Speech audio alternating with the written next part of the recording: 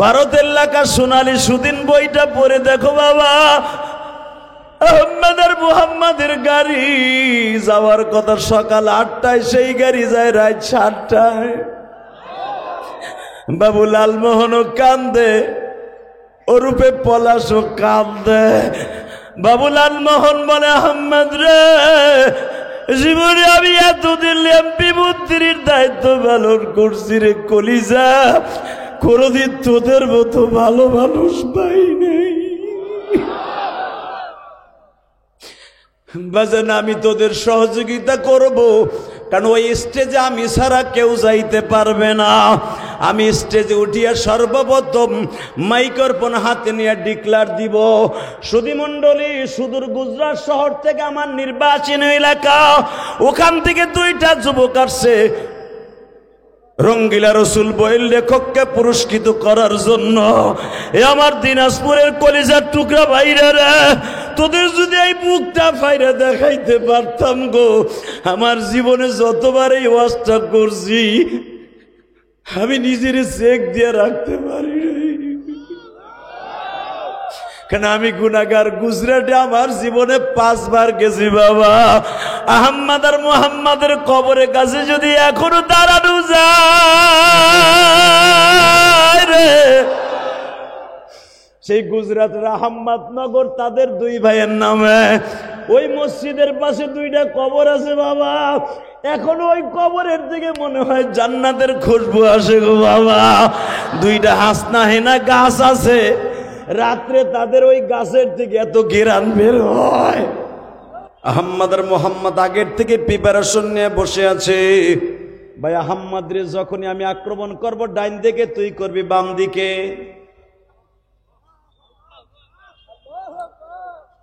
বাবু লালমোহন বলতেছে, বাকি কাজ আমি করবো।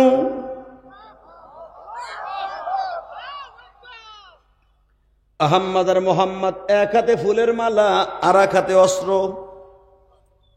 স্টেজে উঠলেন। রঙ্গিলা রসুলের বইয়ের লেখককে, বেঈমানকে বাবা স্টেজ থেকে দাঁড় করাইলেন। বাম হাত দিয়ে ফুলের মালাটা গলায় দিয়া একবার চেহারার দিকে তাকায়, আর একবার ওর কলিজার দিকে তাকায়। আহমদ আর মুহাম্মদ 2 ভাই আগের থেকে প্রিপারেশন নিয়েছে। আহমদ বলতেছে, মুহাম্মদ রে,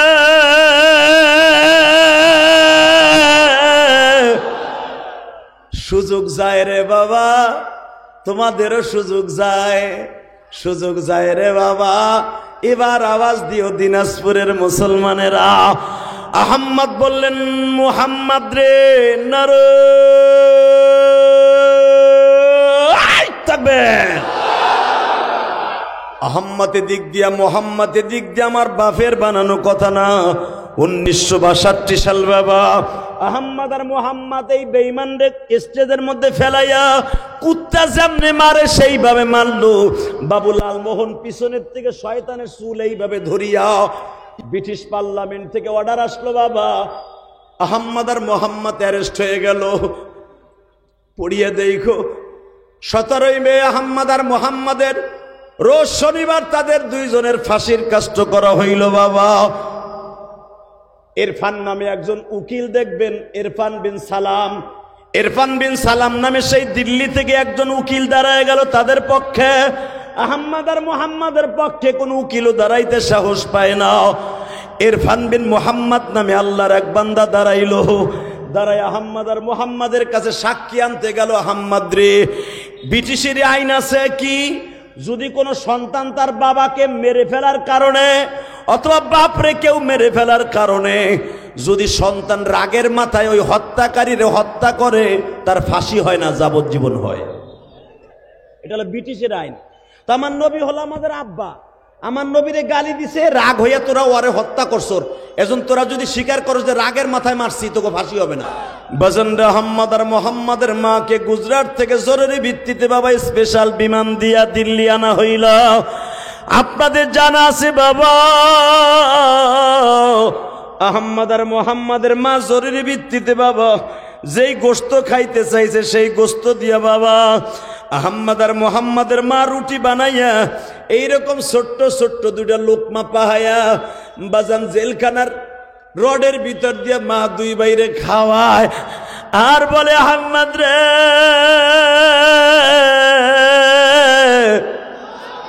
তোরা 2 লোকমা খাইতে চাইছর 2 লোকমা খাওয়াইলাম, বাকি লোকমা আমার নবীর লাইগা রাইখা দিলাম। আমার নবী তোদেরকে জান্নাতে নিয়ে খাওয়াবে গো বাবা। শুধু যাইবার আগে 2 ভাই একটা কথা বল মা। কি বলবো? আহম্মদ রে বলতো বাবা। কি বলবো মা? এই যে এতদিন তোরা জেলখানায় আসোস, যার জন্য জীবন দিচ্ছ, সেই নবী কি একবারও দেখা করতে আসে নাই?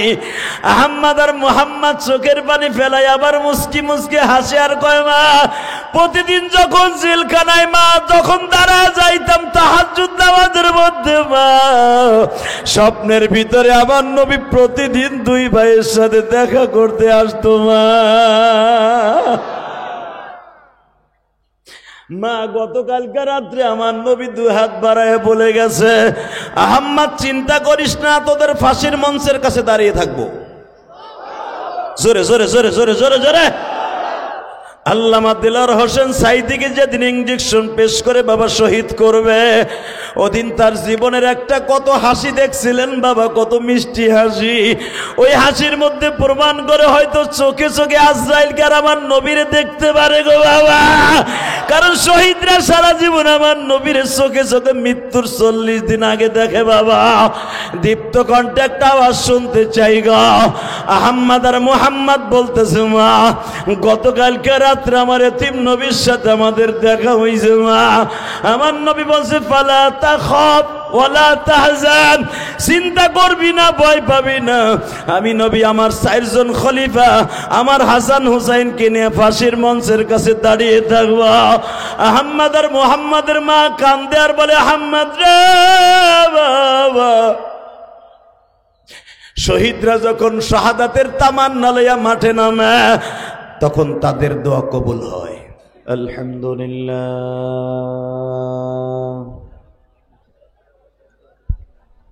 আলহামদুলিল্লাহি নাহমাদুহু ওয়া নাস্তাঈনুহু ওয়া নাস্তাগফিরুহু ওয়া নু'মিনু বিহি ওয়া নাতাওয়াক্কালু আলাইহি ওয়া নাউযু বিল্লাহি মিন শুরুরি আনফুসিনা ওয়া মিন সাইয়্যাতি আ'মালিনা। من يهده الله فلا مضل له ومن يضلله فلا هادي له. الذي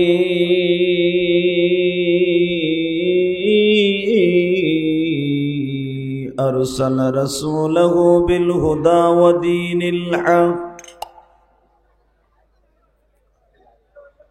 ودين الحق ليظهره على الدين كله وكفى بالله شهيدا.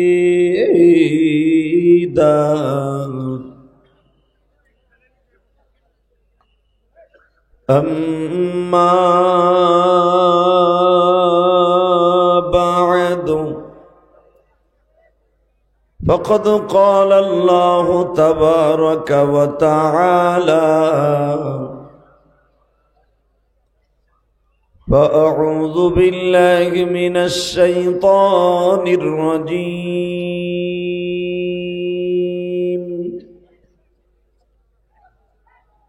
بسم الله الرحمن الرحيم.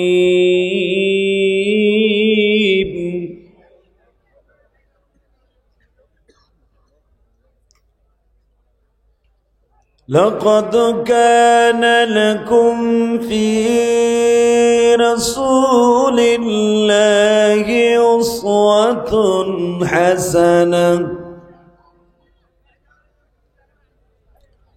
وإنك لعلى خلق عظيم.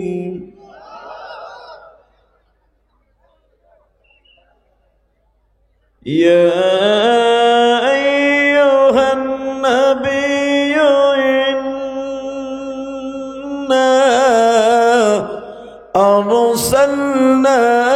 شاهدا ومبشرا ونذيرا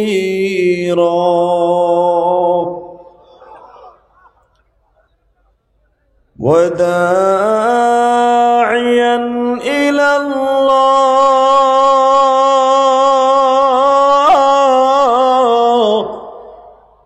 وداعيا إلى الله بإذنه وسراجا منيرا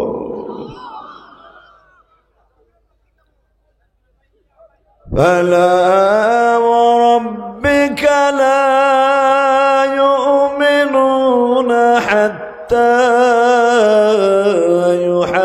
يحكموك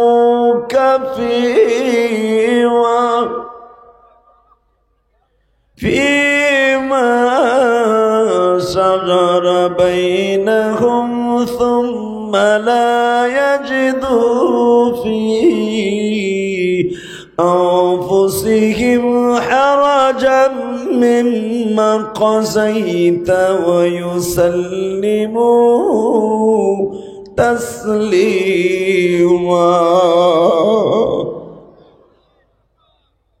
اللهم صل على محمد وعلى آل محمد كما صليت على إبراهيم وعلى آل إبراهيم إنك حميد مجيد اللهم بارك على محمد وعلى آل محمد كما باركت على إبراهيم وعلى آل إبراهيم إنك حميد مجيد ہے قبر میں بھی مصطفیٰ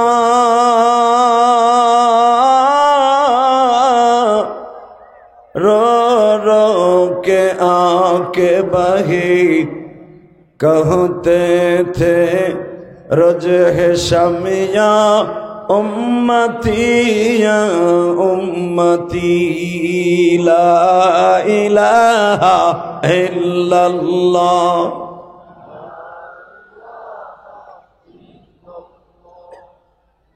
মাইক আলা টন বাজ বাড়াও মাস্টার বাড়াও লা ইলাহা ইল্লাল্লাহ লা ইলাহা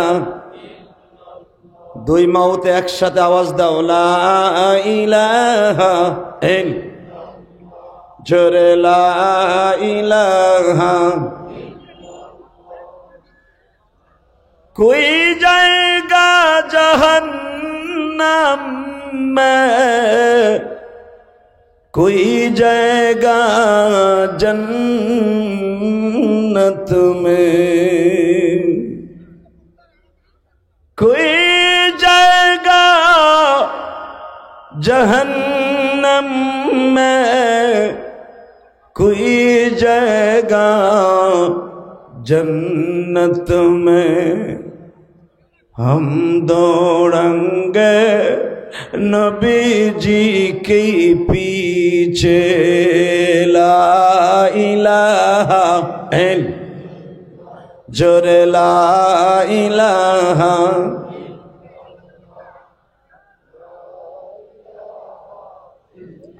ला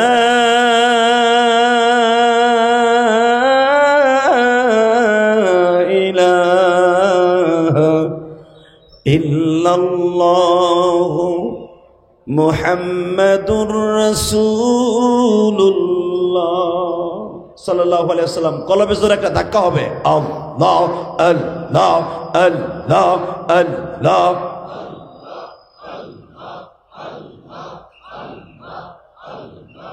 বাঁশি দেয় কে মগায়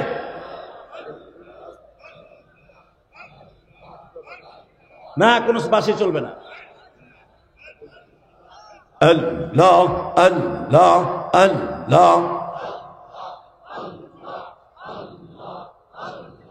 হয় না জোরে আল্লাহ আল্লাহ আল্লাহ। লা ইলাহা ইল্লাল্লাহু মুহাম্মাদুর রাসূলুল্লাহ। সমস্ত প্রশংসার মালিককে।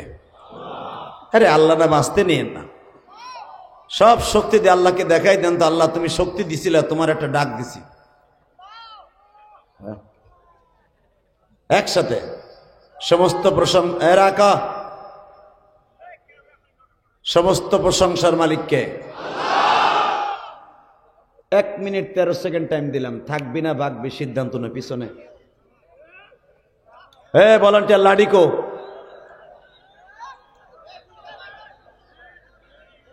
এই যে থাকবেন না ভাগবেন সিদ্ধান্ত। উলামা একরাম স্টেজে আসেন, যদি দাঁড়াই থাকতে মন চায় স্টেজে আসেন।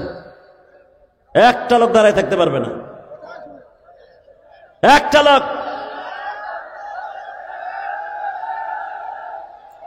আরে ভাই আমি তো পারতেছি, আপনারা চিল্লাচ্ছেন কেন? কলিজার ভাইরা আমার, আওয়াজ ক্লিয়ার করো মাইকওয়ালা, আওয়াজ একবারে ক্লিয়ার হয়ে যাবে, পানির মতো, কোনো ভ্যাস ভ্যাস ফ্যাস ফ্যাস আওয়াজ হবে না, ক্লিয়ার।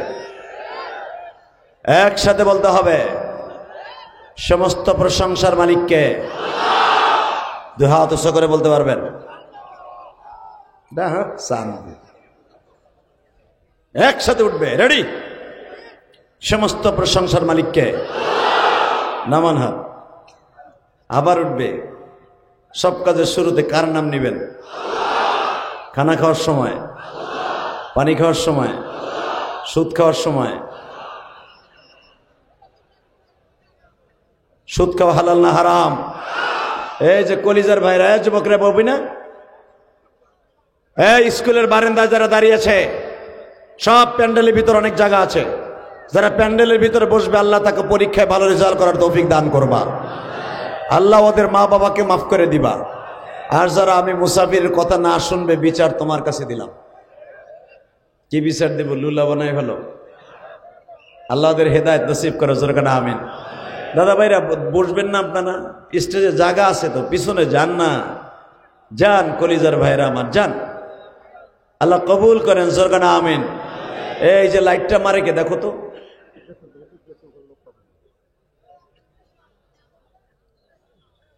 আল্লাহ। পাল্টা পরিস্থানীয় যুব সমাজের উদ্যোগে এক বিরাট ওয়াজ ও দোয়ার মাহফিলের ৪র্থ বার্ষিকী ওয়াজ ও দোয়ার মাহফিলের সম্মানিত সভাপতি, আপনাদের অত্যন্ত প্রিয় মানুষ, বিশিষ্ট সমাজসেবক জনাব মোহাম্মদ শফিকুল ইসলাম কে মারহাবা বলেন। উত্তরবঙ্গের সভাপতিগুলো সে মিয়া মিয়া কইস, খুব ভালো লাগলো, আলহামদুলিল্লাহ বলেন। আজকের মাহফিলের প্রধান কোনো অতিথি নাই, খুব ভালো লাগলো। তাহলে বোঝা গেল এখানে কোনো ভেজালও নাই, ফরমালিন ছাড়া। কলিজার ভাইরা, যদি কথা বলার সিস্টেম করে দেন বলবো, নইলে অস্থির চলে যাব। রাস্তায় কোনো আওয়াজ হবে না। যদি ভলান্টিয়ারের দায়িত্ব পালন করেন, ইশারার সাথে আমার ভাইদের ভদ্রচিত ভাষায় ধাক্কাও দেওয়া যাবে না, মারামারিও করা যাবে না, কোনো আওয়াজ করা যাবে না। হয়তো পারলে আপনি ভলান্টিয়ার দায়িত্ব পালন করেন, নাহলে বাড়িতে যে ঘুমান, পরিবেশ নষ্ট করবেন না। এরা যারা ওয়াজ শুনতে আসছে, কেউ আমার বাড়ি খেয়ে আসে নাই, কেউ আপনাদের বাড়িও খায় নাই। অতএব এদেরকে আস্তে আস্তে করে বসিয়ে দেন। এরা সবাই ভদ্র, আমার বিশ্বাস। বিশেষ করে আপনাদের এই দিনাজপুরের মানুষগুলো অনেক ভদ্র, এরা সভ্য শান্ত। যারা এই রংপুরের মানুষ এমন মানুষ যারা বুলেটের সামনে বুক পাতায় দেয়। এদেরকে মফিজ কয়। কে কইছে মফিজ? এরা বীর বাহাদুর। এরপরে আবার ভলান্টিয়ারের কথা বলে। এই সভাপতি সাহেব, মাদ্রাসার দেখেন তো, একবার আওয়াজ বন্ধ করতে হবে। আল্লাহ আমার ভাইদেরকে শান্ত হওয়ার তৌফিক দান করেন। যারা দাঁড়িয়ে আছেন, আমি আপনাদের দুইটা পায়ে হাত দিয়ে বলছি, একটা লোক দাঁড়িয়ে থাকেন না। আমি জানি আপনার একটা ভদ্র মায়ের সন্তান, আপনি অভদ্র মায়ের সন্তান নয়। যে ভদ্র মায়ের সন্তান, ভদ্র বাবার সন্তান, সে বসে পড়বে। আর বাকিটা বললাম না, একসাথে বলতে হবে না, চাপানো যাবে না, বহুত জায়গা আছে তো, চাপবে কেন? একসাথে বলেন, সমস্ত প্রশংসার মালিককে। ওই আল্লাহর প্রশংসা বলেন তো দেখি, আলহামদুলিল্লাহ। বাজান, আপনি জানেন পৃথিবীতে আল্লাহ আমাকে অনেক দেশে সফর করিয়েছেন, কোন জাতি আমার আল্লাহকে আল্লাহ বলে ডাকে না। আমার আল্লাহ ৯৯টা নাম ধরে শুধু একটা জাতি ডাকে, তার নাম মুসলমান। খ্রিস্টানের বাচ্চারা বলে গড, বৌদ্ধরা বলে কর্তা, আকাডার গোষ্ঠী কয় ভগবান। কথা কন না কেন? আকাডা চিনেন না? এখন ইসকনের যে দালালগুলি, চেন্নয় দাস, ওরে ফাঁসির মঞ্চে ঝুলাইতে হবে। কথা বলেন না কেন? সাইফুল ইসলাম আলিমের রক্ত বাংলার জমিন থেকে আবু সাইদের রক্ত সামনে করে বেথা যেতে পারে না। সাইফুল ইসলাম আলিমের রক্ত বেথা যেতে পারে না, পারে না, পারে না, পারে না।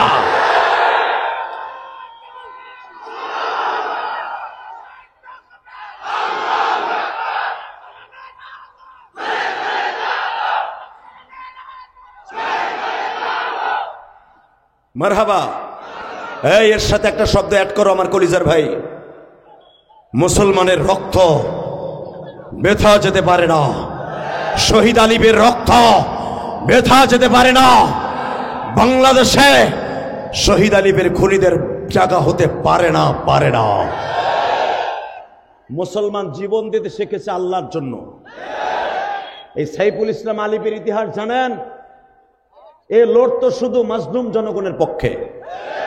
এ লড়তো যারা নয়া মুসলমান, নব মুসলমান, তাদের পক্ষে বিনা পয়সায় কেস ডিল করত। এই জন্য ইসকনের জালিমগুলা তাকে শহীদ করে দিয়েছে, মনে কোনো দুঃখ নাই।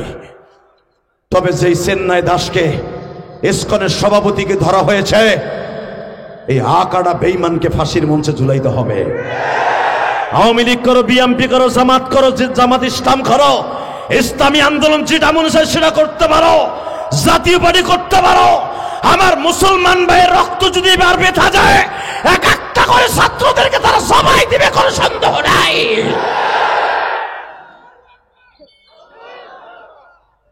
এই তাকবীর দিবা তো দাঁড়াই পরে তাকবীর দিবা, কোনো আস্তে তাকবীর হবে না। তাকবীর দিবা দুইজনে, তিনজনে নয়। কে কে দিবা? দাঁড়াও, দেও একটা তাকবীর দাও, গলা ফাটাই তাকবীর দাও ওমরের মতো জোরে।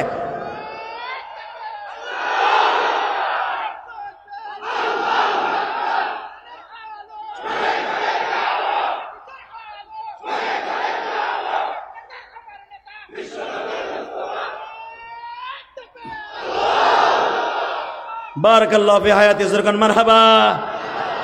আমার এক চাচা, সেও দাঁড়াইতেছে আবু বকরের মতো। আপনাকে ভলান্টিয়ারই তো সমস্যা। এই মাতবার গুলার কি লিগে ভলান্টিয়ার বানাইছে? ওই ওর গলায় তাবিজ দিছে কে? ও তাবিজ একটা পাইয়া মাতবাড়ি দেখাইতেছে কেন? দাও না। আল্লাহু আকবার জোরে বলতে হবে, একসাথে বলতে হবে। এই জমিনের মালিক কে? আল্লাহ আছে না? লিল্লাহে তাকবীর, লিল্লাহে তাকবীর। দিন ইসলাম, দিন ইসলাম। এক চাচা মুখ বুঝে রয়েছে। এ চাচা, বুড়ি না করছিনি তোমার? বুড়া বুড়া গুলো একসের মানুষের সমালোচনা হিকছে দোকানে বয়ে বয়ে। কথা কর না কেন? কামের সময় নাই, আকামের সময় আওয়াজ হবে তো মুসলমান, এটা প্রমাণ হবে। কথা ঠিক না? ঠিক। রেডি? নারে তাকবীর, লিল্লাহে তাকবীর। দিন ইসলাম, দিন ইসলাম। আল কোরআনের আলো, আল হাদিসের আলো। দিন ইসলাম, দিন ইসলাম। আলেম উলামা যেখানে, জোরে, আলেম উলামা যেখানে, পীর মাশায়েখ যেখানে, ভণ্ড পীররা যেখানে, বিড়িখোররা যেখানে, গাঞ্জাখোররা যেখানে, তোমার পাশে বসে রয়েছে। রেডি? আল্লাহ আপনাদের কবুল করেন, জোরকানা আমিন। বলেন তো বাজান, এই জমিনের মালিক কে? শেখ হাসিনা, খালেদা জিয়া? চাচা ঈশ্বর তো অবশ্যই। কে? এটা মাথায় আছে তো? উনি যে সব পারে ভুলে গেছেন? হ্যাঁ, এটা আওয়ামী লীগেরা ভুলে গেছিল। এই জন্য 45 মিনিট টাইম পেয়েছে। কথা বলে না কেন? আন্নাল কুওয়াতা লিল্লাহি জামিআ, উনি যে সর্বময় ক্ষমতার মালিক, এটা যে ভুলে যাবে, মাঝে মাঝে আল্লাহ তারে ভুল সংশোধন করায় দিবে। কথা বলেন না কেন? কষ্ট হবে না তো? আলোচনা যত সময় চলবে, থাকবেন না ভাগবেন? সবাই থাকবেন, সবাই থাকবেন। পরীক্ষা করে দেখব, সবাই থাকবেন। আল্লাহকে হাত উঠাই দেখান তো, কে কে ভাগবেন?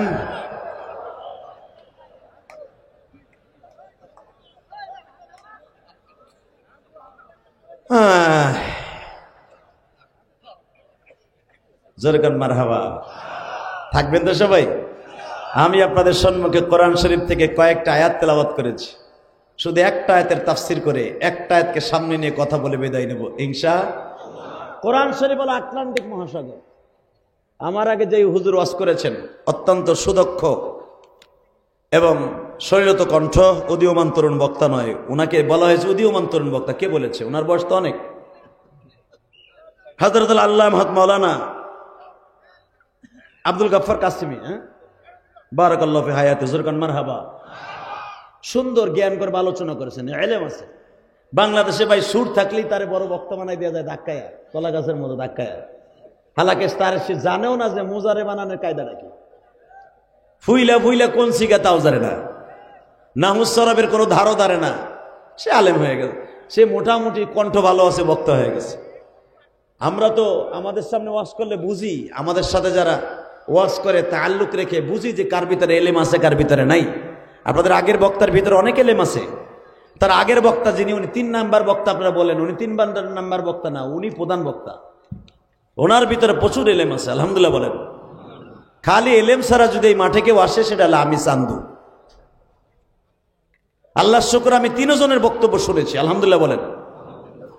2 জনের এলেম আছে, আল্লাহ তাআলা তাদের এলেমে হেলেমে আমলে তারাক্কি দান করেন, সেহাতে তৈয়বা দান করেন, কুদরতি হাতে যেন তাদেরকে হেফাজত করেন। বর্তমানে আলেমুল আমার পরিস্থিতি আলহামদুলিল্লাহ অনেক ভালো। এক কোরআনের পাখি শহীদ হয়ে গিয়ে আমাদের রাস্তা পরিষ্কার করে দিয়ে গেছে। কথা বলেন না কেন? আলেমুল আমার কিছু জেলখানায় যাই, এখন রাস্তা পরিষ্কার। এখন যদি আলেমুল আমার জেলখানায় নিতে হয়, নিয়ে দেহ খালি সল দলমত এক হয়ে যাব ইনশাল্লাহ বলেন। সব ঘরানার আলেম এখন এক হয়ে গেছে। তো আলহামদুলিল্লাহ ওয়াজ করেছেন মুফতি আরিফ বিন মাহতাব, বারাকাল্লাহু ফি হায়াতি। আমি আপনাদের সম্মুখে কোরআন শরীফ থেকে আলোচনা করব। একটা আয়াতের তাফসির যদি আল্লাহ তৌফিক দেয়। আসলে তো আমার মতো গুনাহগার তাফসির করার মতো যোগ্যতা আমার নেই, কিন্তু তারপরেও চেষ্টা করব একটা আয়াতকে সামনে নিয়ে কিছু কথা বলে বিদায় নেব ইনশাআল্লাহ। আমার পিছনে বসে আছেন অত্র মাদ্রাসার সভাপতি, অনেক মাদ্রাসার সভাপতি, অনেক মসজিদের আইম্মা মাসাজিদগণ, যাদের ছাত্র হতে পারলে আমি ধন্য হতাম। বক্তৃতার জগতে বক্তব্য দিলেই যে সে বড় হয়ে যায় তা না। অনেক ছদ্মবেশে আমার বাবার বয়সী উলামা ইকরাম আছে, যারা অনেক বড় বড় মাদ্রাসার মুহাদ্দিস, অনেক মাদ্রাসার হুফাজের ট্রেনিং দেয়, অনেক বড় বড় হাফেজে কোরআন আছে। আমি তো হাফেজ না বাবা, আমি হাফেজের বাপ। বোঝে নাই মনে? আমি কিন্তু হাফেজ না, আমি হাফেজের বাপ। যদি গান কেমনে, আমার 2টা ছেলেই হাফেজ, আলহামদুলিল্লাহ বলেন। আমার বড় ছেলেও মিশর আল আজহার বিশ্ববিদ্যালয়ে পড়ে। এই 4 তারিখ দেশে আসতেছে। মিজানুর রহমান আজহারি যে সাবজেক্টের পরে পিএইচডি করেছে, আমি গুনাহগারের সন্তান, ওই সাবজেক্টেই পিএইচডি করতেছি। ও আমার পোলা কইতেছে দেয় যেন আপনারা কিচ্ছুই করবেন না। আমি দোয়া করি আল্লাহ আপনাদের সন্তানকেও যেন আমার ছেলে চাইতে বড় করে দেয়, আপনাদের ছেলেরাও যেন ওই মিশর আল আজহার বিশ্ববিদ্যালয়ে পড়তে পারে। সবাই বলে না আমিন। তাহলে এবার আমার সাথে বলবেন, এই যে আমার হাতে আমি বুকের মধ্যে চেপে ধরে আওয়াজ শুনতে চাই, এই বুকের মধ্যে চাপা জিনিসটা, এটার নাম কি? আল্লাহ দেখো তোমার কোরআনটারে কি সুন্দর মিষ্টি সুরে বলছে। এটার ভিতরে যে কালো কালো অক্ষরে কথাগুলি আছে, এই কথাগুলি কার? বিশ্বাস করেন, আল্লাহ নামটা যে যত জোরে নিবেন না, আপনার বুকের মধ্যে যত গুনাহ ময়লা আছে সব পরিষ্কার হয়ে যাবে। আল্লাহ নিজে কোরআনে কি বলে শোনেন, আগে আমি আয়াতটা পড়ি, দেখি আপনাকে জবানটা খুলে কিনা। ফাযকুরুনি আযকুরকুম ওয়াশকুরুলি ওয়ালা তাকফুরুন। সালিস তরজমা একবারে সহজ সরল, বান্দা আমারে ডাকবি, আমিও তোরে ডাকবো, তুই আমার কাছে লাগবি, আমিও তোর কাছে লাগবো। আমারে ডাকবি না, তোরে আমি চিনি না। আল্লাহ যদি কয় আমি তোরে চিনি না, কোন চান্দু এখানে আছে তারে কেউ জান্নাত দিতে পারে? কলিজার ভাইরা জোরে বলো, আছে? হ্যাঁ, তাহলে এবার বলেন এই কোরআনটা কার?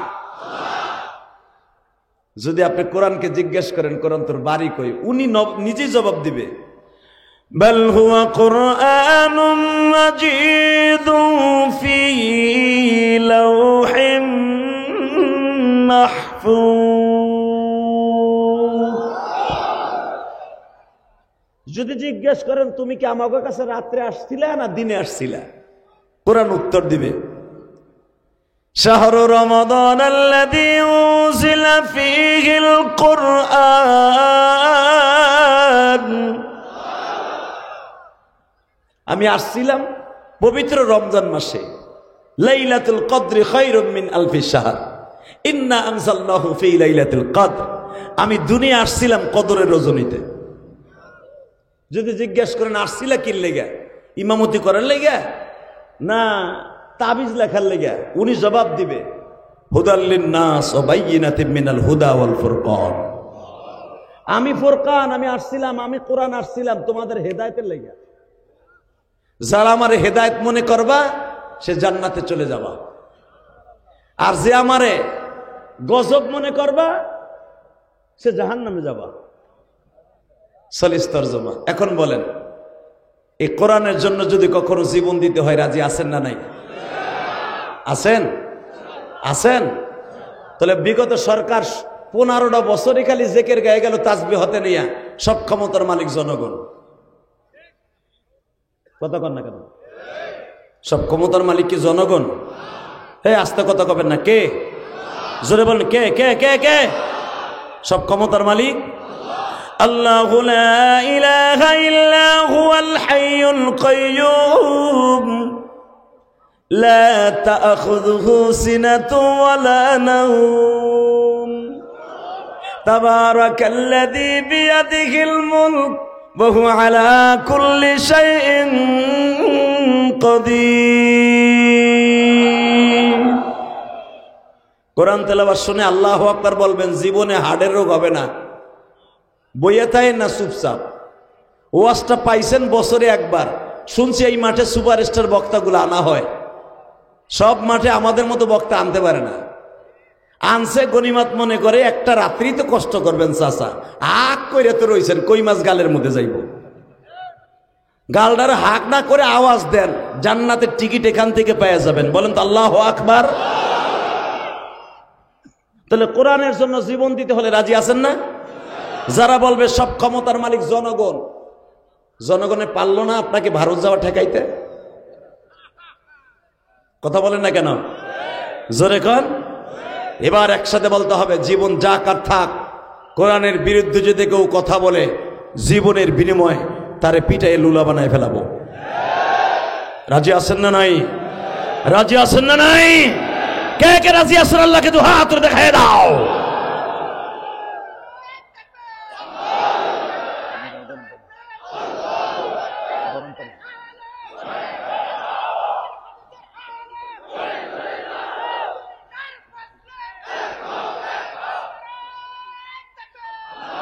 মারহাবা মারহাবা।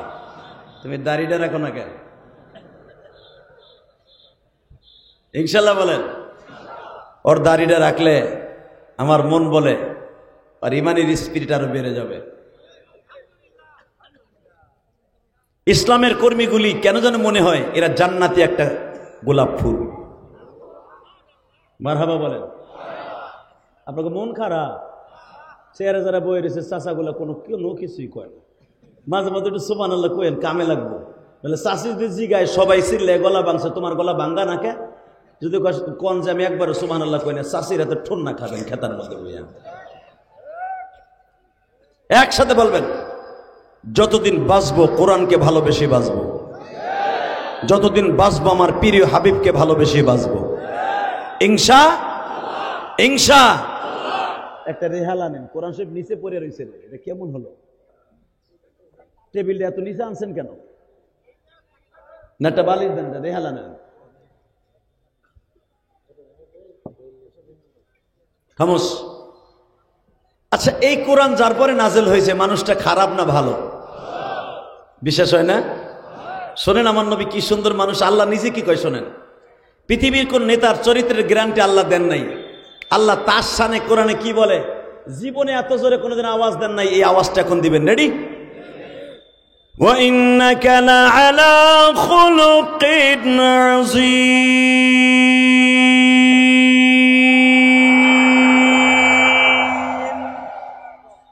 আমি স্রষ্টার সৃষ্টিজীবের মধ্যে যত প্রকার মানুষ আমি বানিয়েছি, সবচাইতে উত্তম চরিত্র দিয়ে আমার নবীরে বানাইছি। আরে বাবা, আমার নবী এমন একজন মানুষ ছিলেন, জীবনে কোনোদিন পেটটা পরে খাবে, জীবনে কোনোদিন কাউকে অন্যায় ভাবে একটা চটকানি দেয় নাই, জীবনে কোনোদিন আমার নবী কোন মানুষকে একটা গালি দেয় নাই, একটা ফাহেসা কথা বলে নাই। 63 বছরের জিন্দিগিতে যিনি একটা কথা মিথ্যা বলে নাই, একটা সিটারি বাটপারি করে নাই, ওই মানুষটার যদি বাংলার জমিনে কেউ বলে নবী মুহাম্মদ ছিল সন্ত্রাসী। আর বডির জায়গায় বডি থাকবে, মাথা থাকবে আর এক জায়গায়। দিনাজপুরের যুবক, রাজি আসোস না? রাজি আসোস না? রেডি হ।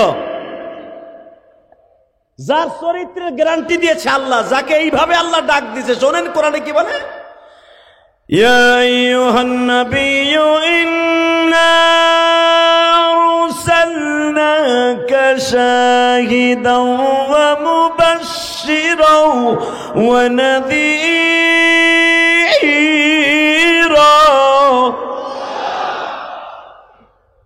ইয়া আইয়ুহান নাবিয়্যু ইন্না, তারপরে তাকিদ লাগাইছে এখানে,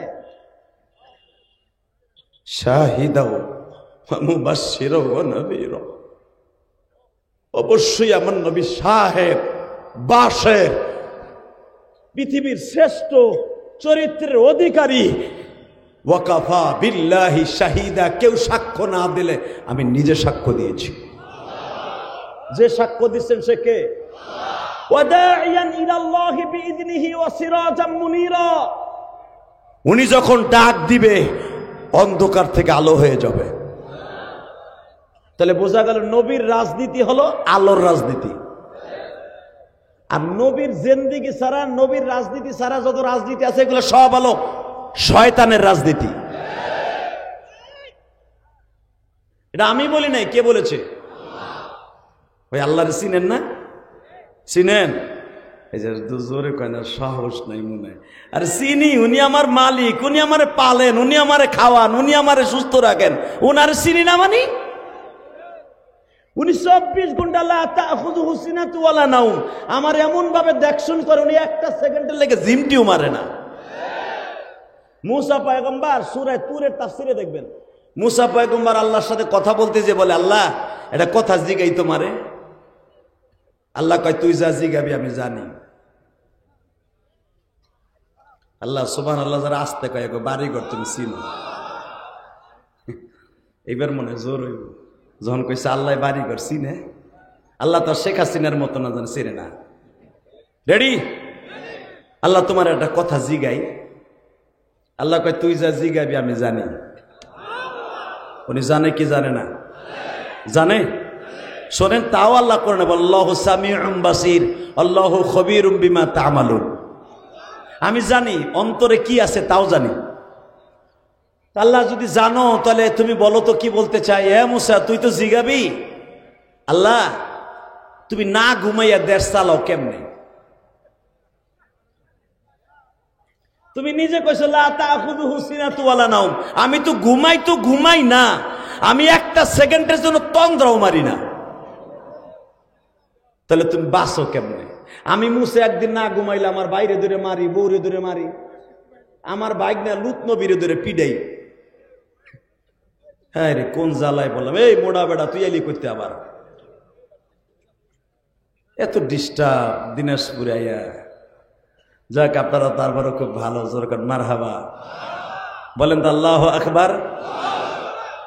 ভিতরে স্পিকার আওয়াজ বাড়াও তো, এই মনিটর দুটোর আওয়াজ বাড়াও।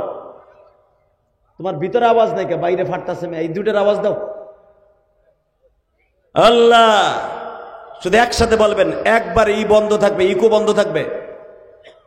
এই মুসলমানের সন্তান, এবার আওয়াজ হবে গুলির মতো। রেডি? আল্লাহ বলেন, আমি ঘুমাই নাই, চিন্তা তোর, আমি কেন দেশ চালাই। শোন মুসা, যদি আমি কেমনে না ঘুমাইয়া দেশ চালাই যদি জানতে হয়, গ্লাসটা দাও। আগামীকালকা আরেকটা দাও। দুইটা গ্লাসের মধ্যে, কাঁচের গ্লাসের মধ্যে 2 গ্লাস পানি লইয়া সারা রাত দাঁড়ায় থাকবি।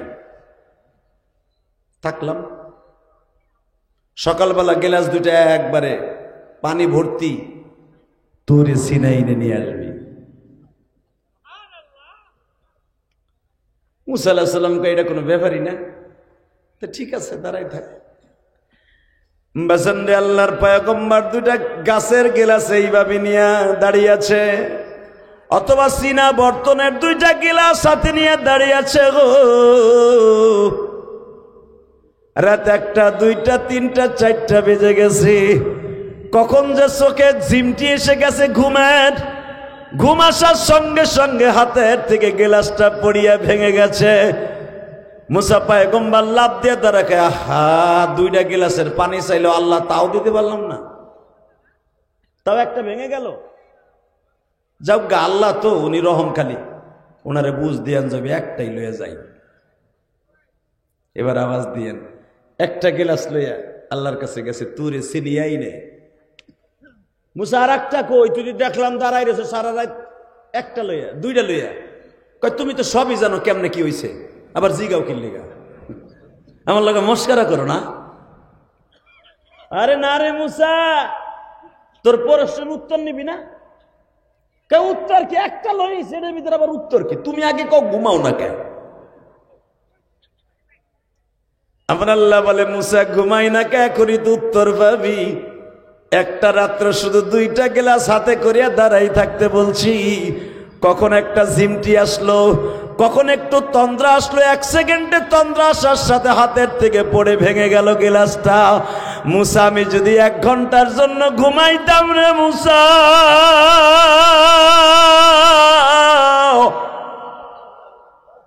তুই যে ফিরাউনের অত্যাচারে জুলুমে অতিষ্ঠ হইয়া রাত 3টার সময় আমার ডাক দাস মালিক,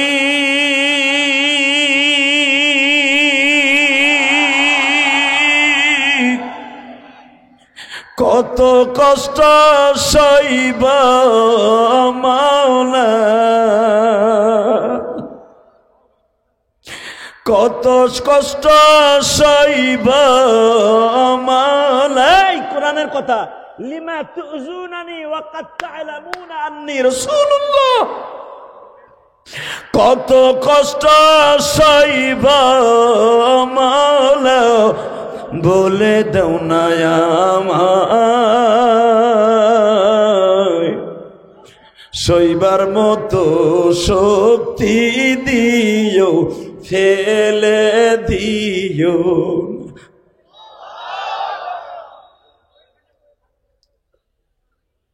হে মুসা, তুই রাত 3টার সময় আমার ডাক দিয়ে আমার সাথে কথা বলতে পারোস গো। বেলা 3টার সময় আমার ডাক দিয়া শুনতে পারোস আমার কথা। আমি যদি তোদের দেশের রাজা বাদশাদের মতো এমপি মন্ত্রীর মতো ঘুমায়া থাকতাম, মুসারে আসমান জমিন ভেঙে একাকার হয়ে যাইতো। এই পৃথিবী আমি আল্লাহ রাখতে পারতাম না রে মুসা। ও আমার দিনাজপুরের ভাইরা, আমার মালিক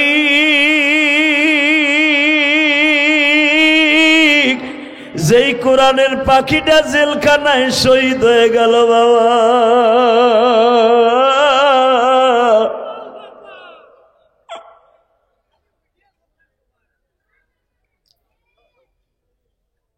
রাত ৩টার সময় ২টার সময় উঠিয়া বাবা সিজদার ভিতরে কাঁদতো আর বলতো, মালিক রে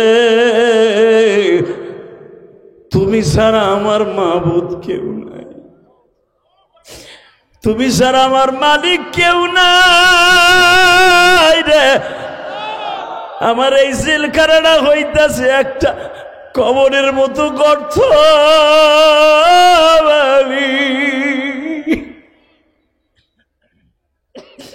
এখানে আমার স্ত্রী পুত্র ছেলে মেয়ে কেউ নাই।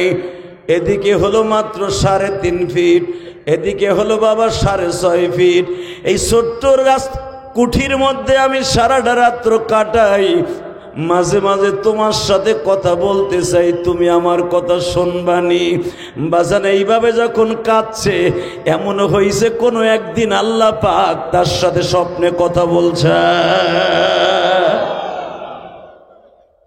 হে মুসা, মুসা, আমি যদি ঘুমায় থাকতাম আমার কোন সময় ডাক দিয়ে পাইতি না।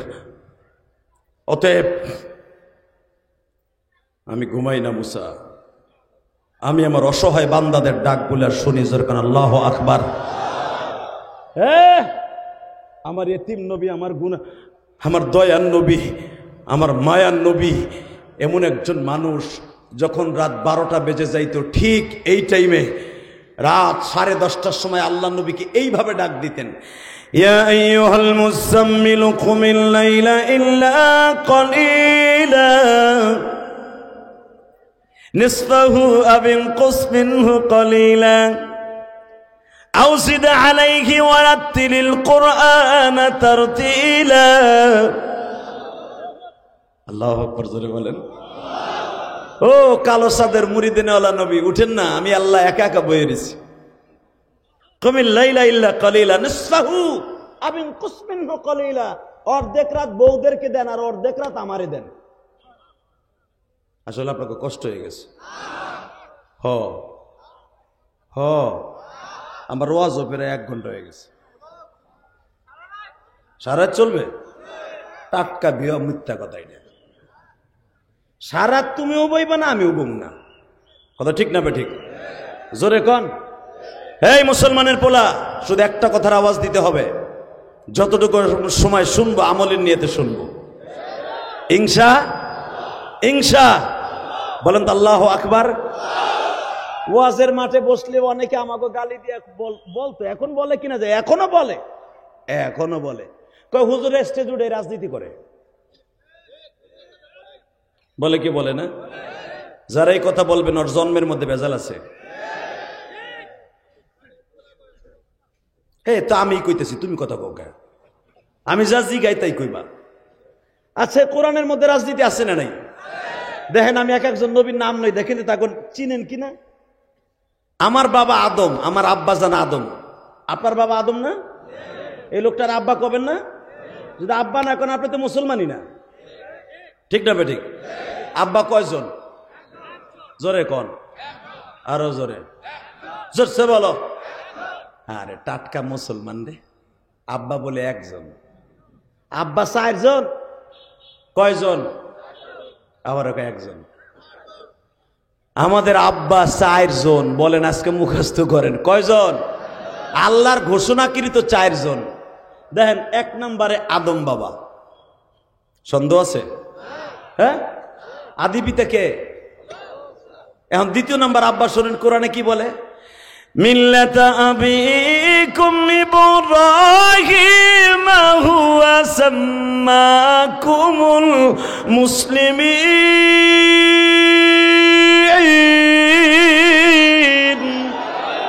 আরে গলা ফাটায় আল্লাহু আকবার বলো না মিয়া।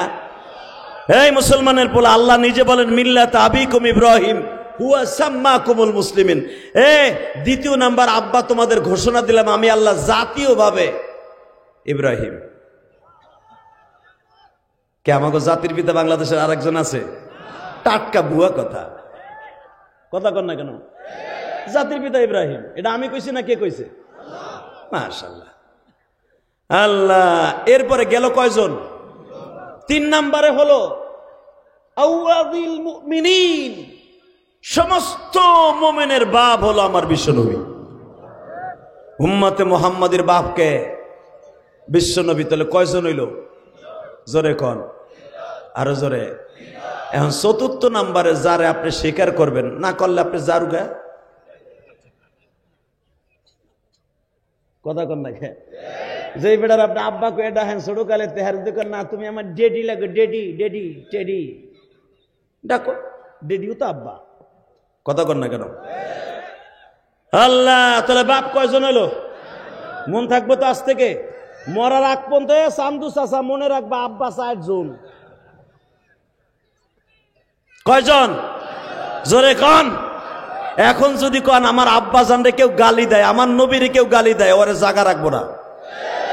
ভারতে এক পরহিত আকাডা, শুয়ার, কুত্তা, বিলাই, শুয়ার, ও আমার নবীরে চরিত্রহীন বলে গালি দিছে। আল্লাহ নাউজুবিল্লাহ যারা আসতে বলবে, ওগো বাড়িঘর তুমি চিনো। এবার এত জোরে নাউজুবিল্লাহ বলবেন, আপনার জীবনে এত জোরে নাউজুবিল্লাহ বলেন নাই। রেডি? ওই পরহিত বলেছে আমার নবী বলে লুচ্চা ছিল, আমার নবী বলে চরিত্রহীন ছিল। দিনাজপুরের মুসলমান, একটা হাতে তাফসীর করে বিদায় নেব বলছি না। ওয়া ইন্নাকা লাআলা খুলুকিন আযীম, যার চরিত্রের গ্রান্টি আল্লাহ দিয়েছে, ওই ভারতের পরহিত আমার নবীকে চরিত্রহীন বলে সারা পৃথিবীর সামনে আখ্যায়িত করতে চায়। যদি প্রয়োজন হয় লং মার্চ করে ভারতে যাব দিনাজপুর থেকে। আজকে বিজয়ের মাসের 1 তারিখ ডিসেম্বরে ওয়াদা দিচ্ছি, কাকে রাজি আসো? আল্লাহকে দু হাত দেখায় দাও, দু হাত দেখায় দাও।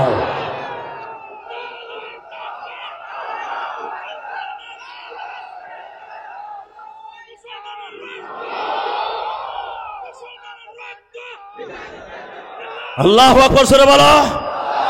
এই আকাডা মুদি ভুলে যেও না, আমার মতো ইলিয়াসুর রহমান জিহাদি, 1000 ইলিয়াসুর রহমান জিহাদিকে মেরে ফেলতে পারবা।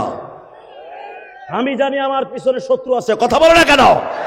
আমি জানি, আমি জানি, আমি জানি বাংলাদেশের প্রত্যেকটা বক্তার পিছনে শত্রু আছে।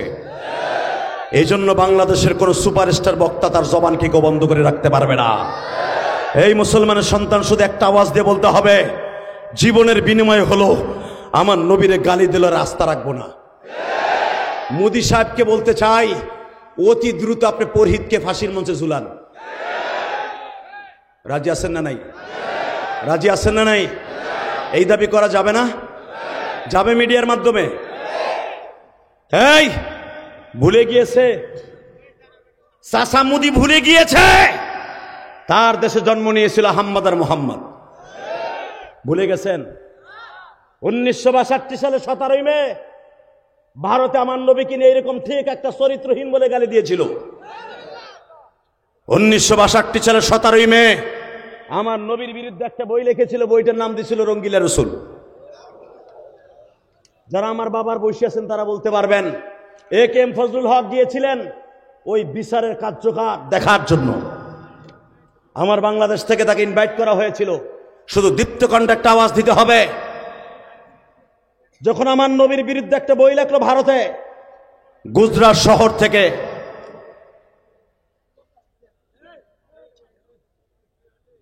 কোন পাগল ফুগলের এলাকা আইছি রে, আল্লাহ হেফাজত করেন, জোরগান আমিন। আহেন মুনাজাত করে আল্লাহুম্মা আমিন। রব্বানা যালামনা আনফুসানা ওয়া ইল্লাম তাগফির লানা ওয়া তারহামনা। হ্যাঁ মুনাজাত করেন, যাই কেমনে 1 ঘন্টার উপরে কোনো বক্তা আওয়াজ করে নিবে। 1 ঘন্টা হয়ে গেছে, চলবে? আওয়াজ করা যাবে না, ডিস্টার্ব করলে একটা ঘুষি দিয়ে থত মাথাতে ফাটা লাভি হবে। বহুত কষ্ট করে আমার আনছে আমার যুবকরা, কথা বলে না কেন? তোর জন্য ডিস্টার্ব হয়ে যাবে, এই লক্ষ লক্ষ টাকা ডিস্টার্ব হবে, তোর পিড না মারতে যাইও না, এটা রাগ দেখাইলাম আর কি। আমার ভাইরা অনেক ভালো, আলহামদুলিল্লাহ বলেন। তা না হলে কলিজার টুকরা ভাইরা দাঁড়ায় আছে, আমি বসতে বললে বসো না, কি সুন্দর হাসি রে, চেংকেম পাক্কা হাসে কি, হাসে কি মগাই দাও না, বেটা হয় না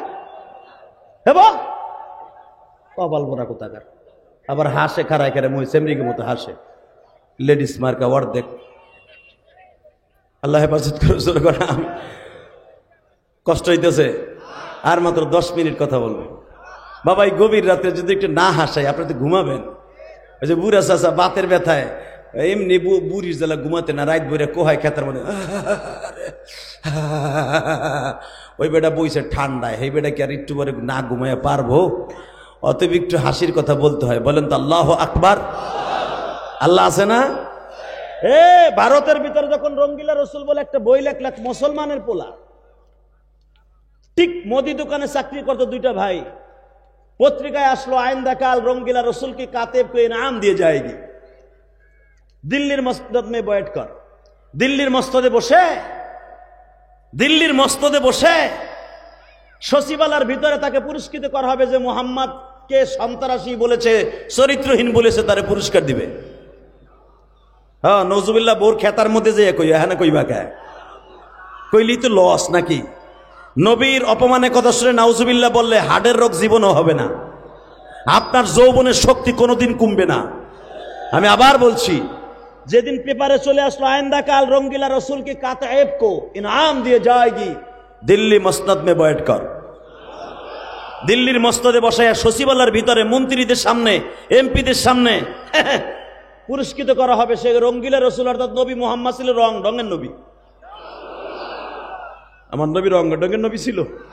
শোনেন আমি আবার আমার আয়াতটা পড়ি, ইয়া আইয়ুহান নাবিয়্যু ইন্না আরসালনাকা শাহিদাও ওয়া মুবাশশিরাও ওয়া নাযীরা। আরে আমার কলিজার নবী রে, ওয়াদাইয়ান ইলাল্লাহি বিইذনিহি ওয়া সিরাজাম মুনীরা। সিরাজাম মুনীর পৃথিবীর কোন মানুষকে আল্লাহ বলে নাই, শুধু অনলি ওয়ান আমার নবীকে বলেছে। দিনাজপুরের ভাইরা, জানি না আপনি কয়দিন দুনিয়া বাঁচবেন, আমি কয়দিন বাঁচবো, তবে এই মাহফিল পাল্টা না, আলতাপুরের মাহফিলে বসে আমি দীপ্ত কণ্ঠে মুসাফির হিসেবে ডিক্লার দিয়ে দিলাম, দ্বিতীয় বক্তাকে সাথে নিয়ে, বড় বড় উলামা একরাম মুহাদ্দিসদেরকে সাথে নিয়ে, যারা আজকের মাহফিলে আমার নবীর ইশকের আগুন দিয়ে জ্বলাইয়া পড়াইয়া কলিজাটা দিয়া এক ফোঁটা চোখ দিয়ে পানি বের করে দেবেন নবীর ইশক দিয়া, এ কোরআন হাতে নিয়ে বললাম, কবরে যাইবার পরে কোনো টেনশন করতে হবে না। ওয়ালবিসুহু মিনাল জান্নাহ ওয়া আবশিরুহু মিনাল জান্নাহ ফাফাতাহনা আবওয়াবাস সাবা। কবরের থেকে আওয়াজ আসবে, এই ব্যক্তির কোনো সমস্যা নাই। ওয়ালবিসুহু মিনাল জান্নাহ ওয়া আবশিরুহু মিনাল জান্নাহ ফাফাতাহনা আবওয়াবাস সাবা। এর জন্য জান্নাত থেকে একটা রাস্তা করে দাও, নবীর রওজার সাথে একটা রাস্তা করে দাও, কিয়ামত পর্যন্ত ঘুমায়া থাকবে, কোনো টেনশন হবে না।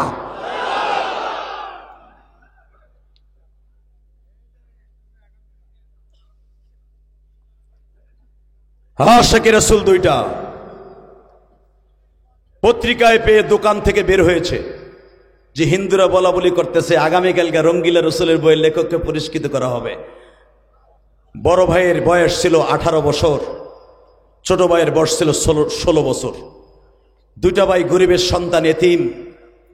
বাবার নাম হইতেছে কেউ বলেন করম আলী, কেউ বলেন মুসলিম উদ্দিন, মায়ের নাম ছিল সুমাইয়া। দুইটা ভাই দোকান থেকে বের হয়ে পেপারে দেখে হিন্দুরা আকাড়ার জাতেরা বলা বলি করতেছে, মুসলমানের পোলা মুসলমানের নবী নিয়ে উপহাস করেছে। ভারত সরকার পুরস্কৃত করার জন্য তাকে ডিক্লেয়ার দিয়েছে। আমার দেশে একসময় একটা নাস্তিকা ছিল, কবি শামসুর রহমান। কথা কন না কে? আপনার দুলাভাই লাগে, জোরে কন না কে? কবি শামসুর রহমান ওই বদমাইশ বলেছিল না যে ফজরে আজান দিলে মনে হয় বেশ্যা তার কাস্টমার ডাকে। এ চান্দি ছিলার পর চান্দি ছিলা, তুই তো গ্যাসের কবরে, তোরে বুঝাইয়া দিছে যে ফজরের আজান বেশ্যার কাস্টমার কেমনে হয়। কথা কন না কেন? যে আজানের দ্বারা কোটি কোটি মানুষ আমার মওলারে সিজদা দিতে যায়। সেই আজানের আওয়াজটাকে বলে এটা বেশ্যাতার কাস্টমার ডাকার একটা আওয়াজ।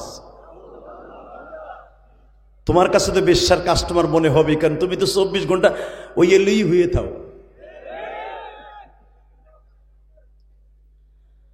হে আমার আলতাপুরের যুবক ভাইরা, আমি জানি তোমরা অনেক কষ্ট করে মাহফিল দিয়েছো, এবার আওয়াজ দিও। তোমার এই কণ্ঠটা যদি আমার আল্লাহর একটা দিনের জন্য সয় হয়ে যায়, এই কণ্ঠের দিক থেকে তাকায় আমার নবী তোমার সুপারিশ করে নিয়ে যাবে। আহমদ আর মোহাম্মদ বলে, আগামীকালকে দিল্লির মস্তদে বসাইয়া এই বইয়ের লেখককে পুরস্কৃত করবে। আর বাড়ি কই? বাড়ি কোথায়? এক হিন্দু বলতেছে, তোরা কি করবি? তোরা কর্মচারী, তোরা পারবি? তোকে যদি শরীরে রক্ত থাকতো এই বদমাইশ দুনিয়ায় বাইচা থাকতে পারতো না। হিন্দু তো কয়। আহম্মদ আর মোহাম্মদ তার মাহাজনের কাছ থেকে 200 টাকা নিলেন। টাকা 200 নিয়ে ডাইরেক্ট মার কাছে চলে গেলেন। ও মা, মা আমার নাম আহম্মদ কেন রাখছিলি মা? কেন? ও মা আমার নাম আহম্মদ রাখছিলি কেন? আমার ছোট্ট ভাইয়ের নাম মোহাম্মদ রাখছিলি কেন? মা বলে, এই গুজরাটের পরানপুর থানা রহমতপুর গ্রামে আমি ওয়াজে গেছিলাম। এক বুজুর্গ গুজরাট থেকে আসছিল, দিল্লি থেকে শাহী মসজিদ থেকে আসছিল। হুজুর ওয়াজ করেছিল, যেই ঘরের ভিতরে আহম্মদ আর মোহাম্মদ নাম থাকবে ওই ঘরে আগুন লাগলেও পড়বে না। জোরে জোরে জোরে জোরে জোরে জোরে। ওই বরকতে এবং আহম্মদ আর মোহাম্মদ যাদের ছেলের নাম রাখবে, আল্লাহ রাব্বুল আলামিন আমার নবীর গাড়িতে তাকে জান্নাত দান করবে। হুজুর হাদিস দিয়ে যেদিন বলল, আমি সেদিন থেকে নিয়ত করলাম, যদি আমার বিয়ে হয়, আমি আমার ছেলে হইলে আমি মোহাম্মদ আর আহম্মদ রাখবো। বাজার নিয়ত করে ফেললাম, আল্লাহ কবুল করলো। তোর বাপেরে কইতে যেন আল্লাহ ঘুরাইলো এলো। 3 মাস পর আমার বিবাহ হইল। বিয়ের 1.5 বছরের মাথায় তোর জন্ম হইল। স্বামী স্ত্রীর এক জায়গায় বসে তোর নাম আহম্মদ রাখলাম। একটু পরে আল্লাহর কি কুদরত জানি না, আবার 1.5 বছর পরে, 1.5-2 বছর পরে তোর ছোট্ট ভাই মোহাম্মদ জন্ম নিল। কি হয়েছে তাই বলতো বাবা? এবার কানবেন। কে কইছে আপনার গুনাহ মাফ হইবে না? আমি গ্যারান্টি দিলাম, আমি মুসাফির। আপনার গুনাহ করতে লাগবে 60 বছর 70 বছর, আর আমার আল্লাহর মাফ করতে লাগবে 1 সেকেন্ড টাইম। 1 সেকেন্ড টাইম লাগবে, 1 সেকেন্ড টাইম। কে গুনার পাহাড় করছেন আমি জানি না।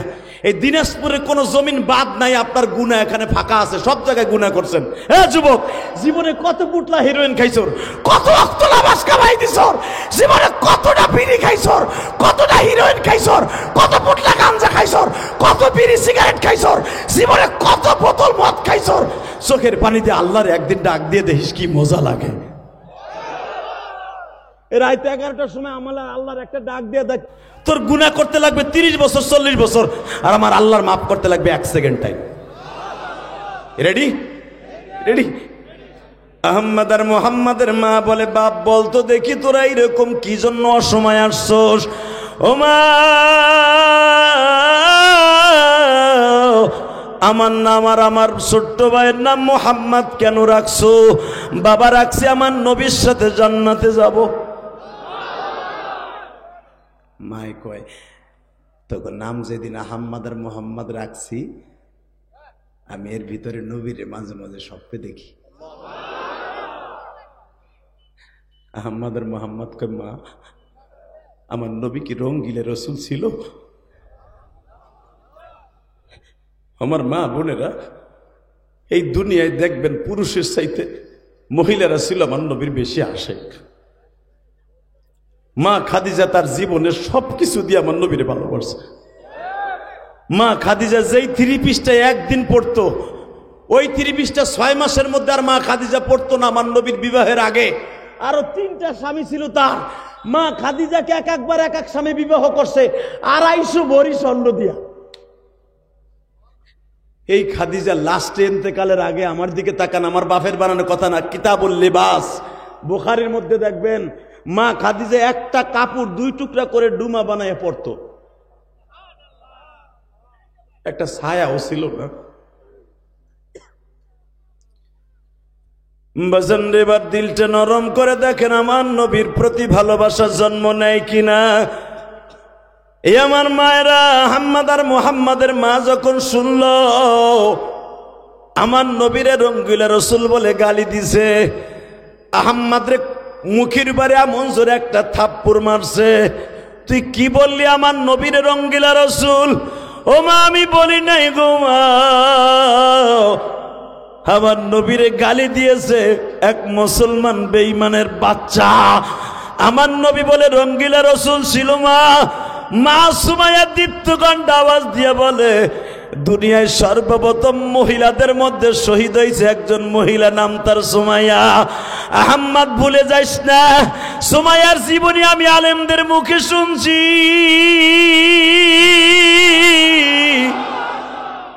বাজান, মা সুমাইয়াকে যেখানে শহীদ করেছে আমি গুনাহগার এই যে 1 মাস আগে ওই জায়গাটা দেখছি। ও আমার আলেম ভাইরা যারা হজ করছেন তারা দেখছেন, মা সুমাইয়াকে এই খুঁটির সাথে উলঙ্গ করে বেঁধে রেখে দিয়েছে। মা সুমাইয়ার সন্তানটা ইয়াসাররে ওইখানে বাঁধা রাখছে, ওইখানে সুমাইয়ার স্বামীরে বাঁধা রাখছে। মা সুমাইয়ার শরীরে একটা কালো তাগিও নাই গো বাবা। আবু জেহেল এত বড় একটা বল্লম দিয়া বারবার মা খাদিজার, মা সুমাইয়ার লজ্জা স্থানে আঘাত করে। মা সুমাইয়া বলে, হাত বান্ধিবি, পা বান্ধিবি জালি, মন বান্ধার রশি তুই কোথাও খুঁজে পাবি না।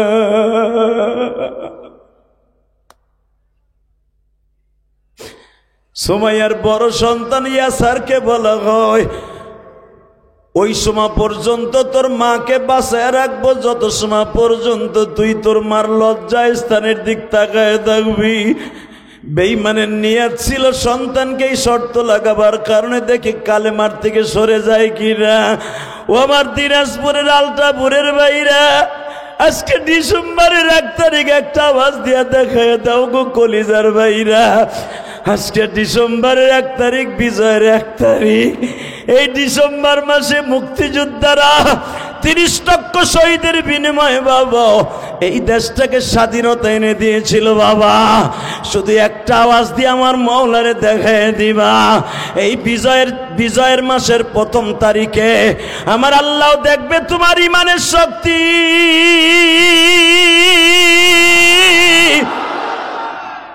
5ই আগস্টে আমরা আবার নতুন করে স্বাধীন করেছি বাবা। শুধু এইবার একটা আওয়াজ দিয়ে দেখায়া দিবা, বাংলার জমিনে সব অপমান মানিয়া লব, আমার নবীর কলিজায় কেউ আগুন লাগাইলে ওর কল্লা উড়াইয়া দিব। আল্লাহ তুমি কবুল করো। আল্লাহ, আহমদ আর মুহাম্মাদের দেশে আমরা জন্ম নেই নাই, কিন্তু বাংলার জমিনে জন্ম নিয়েছি। তোমার নবীর জানের চাইতে বেশি ভালোবাসি।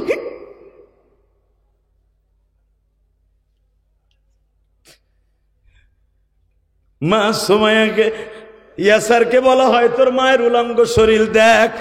বাজান, পৃথিবীর এমন কোন মুহাদ্দিস নাই হাদিস লিখতে যে কান্দে নাই।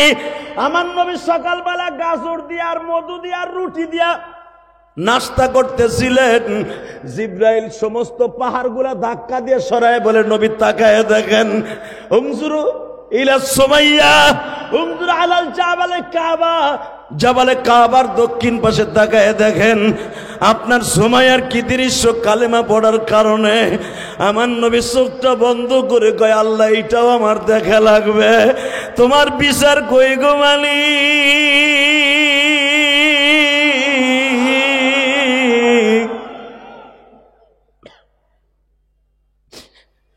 আমার নবী একবার যদি বলতেন বিচার কই বাবা, বলতে দেরি আছে, পুরা মক্কা নগরী বাবা বজ্র চমকাইতেছে, বিজলি চমকাইতেছে। আমার নবী চিন্তা করলেন, যারা সুমাইয়াকে মারতাছে এরা তো আমার চাচা ভাতিজা, এদের যদি কওমে লুতের মতো শেষ করে দেয়, আমি নবী কার কাছে কালেমার দাওয়াত দিব? আল্লাহ তোমার গজব সরাই নিয়ে যাও। গজব সরে গেল, সুমাইয়ার জীবনের বিনিময়ে ইসলামকে গালেব করো। বাবা এখন কানবেন, সুমাইয়ার সন্তান ইয়াসার ওইখানে দাঁড়িয়ে আছে। মা, মা, আমি একটা ব্যর্থ সন্তান, আমি তোমাকে কিছু করতে পারলাম না মা। সুমাইয়া ওখান থেকে বলে, ইয়াসার, আমি সুমাইয়া বলে গেলাম, যদি আমার স্তনের দুধ খেয়ে থাকোস, আমার প্রতি ফোঁটা রক্তের, প্রতি ফোঁটা দুধের ঋণ শোধ করবে এই বেঈমানগুলারে কুত্তার মতো কোবাইয়া। এটা ছিল মা সুমাইয়ার পণ, বুখারীর হাদিস, আমি বানানো কথা বলি না। ইয়াসার যখন জেদ্দার মাঠে নামতেন, আমার দিকে তাকান, সুমাইয়ার সন্তান ইয়াসার যখন যুদ্ধের মাঠে নামতেন, ইয়াসার প্রত্যেকটা যুদ্ধে সিংহের মতো করে যাইতেন, বেঈমান গুলাকে এমন মারা মারতেন মনে হইতো ইয়াসারের শরীরে 10টা যুবকের শক্তি। কারণ তার চোখের সামনে প্রতিশোধের আগুন ধাউ ধাউ করে জ্বলতো। আমার মাকে লজ্জা স্থানে আঘাত করে শহীদ করেছে।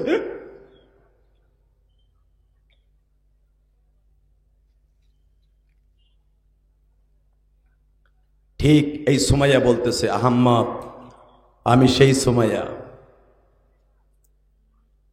এই দেশের সরকার ডিক্লেয়ার দিছে আগামীকালকা দিল্লির মসনদে সচিবালয় বসে তাকে পুরস্কার করবে। আর আমি মা সরকার তো 2 ভাইয়ের সরকার। আমি মাও ডিক্লেয়ার দিলাম আগামীকালকা 10টা বাজার আগে ওই বেঈমান পৃথিবীর যে প্রান্তেই থাকবে, আমি মায়ের দোয়া তাদের সাথে আছে। আর যেথায় পাবি সেটাই হত্যা করবি। আসলে আপনাদের কষ্ট হয়ে গেছে এই আওয়াজ, এই আওয়াজ, হ্যাঁ এবার আওয়াজ হবে। জীবনে কোনোদিন এই মাঠে 4 বছর এত জোর আওয়াজ দেন নাই। রেডি? আমি মা সরকার বললাম তোকে 2 ভাইয়ের সরকার। আগামীকালকেই নাস্তিককে যেথায় পাবি, কুত্তা যেমনে মারে সামনে মারবি।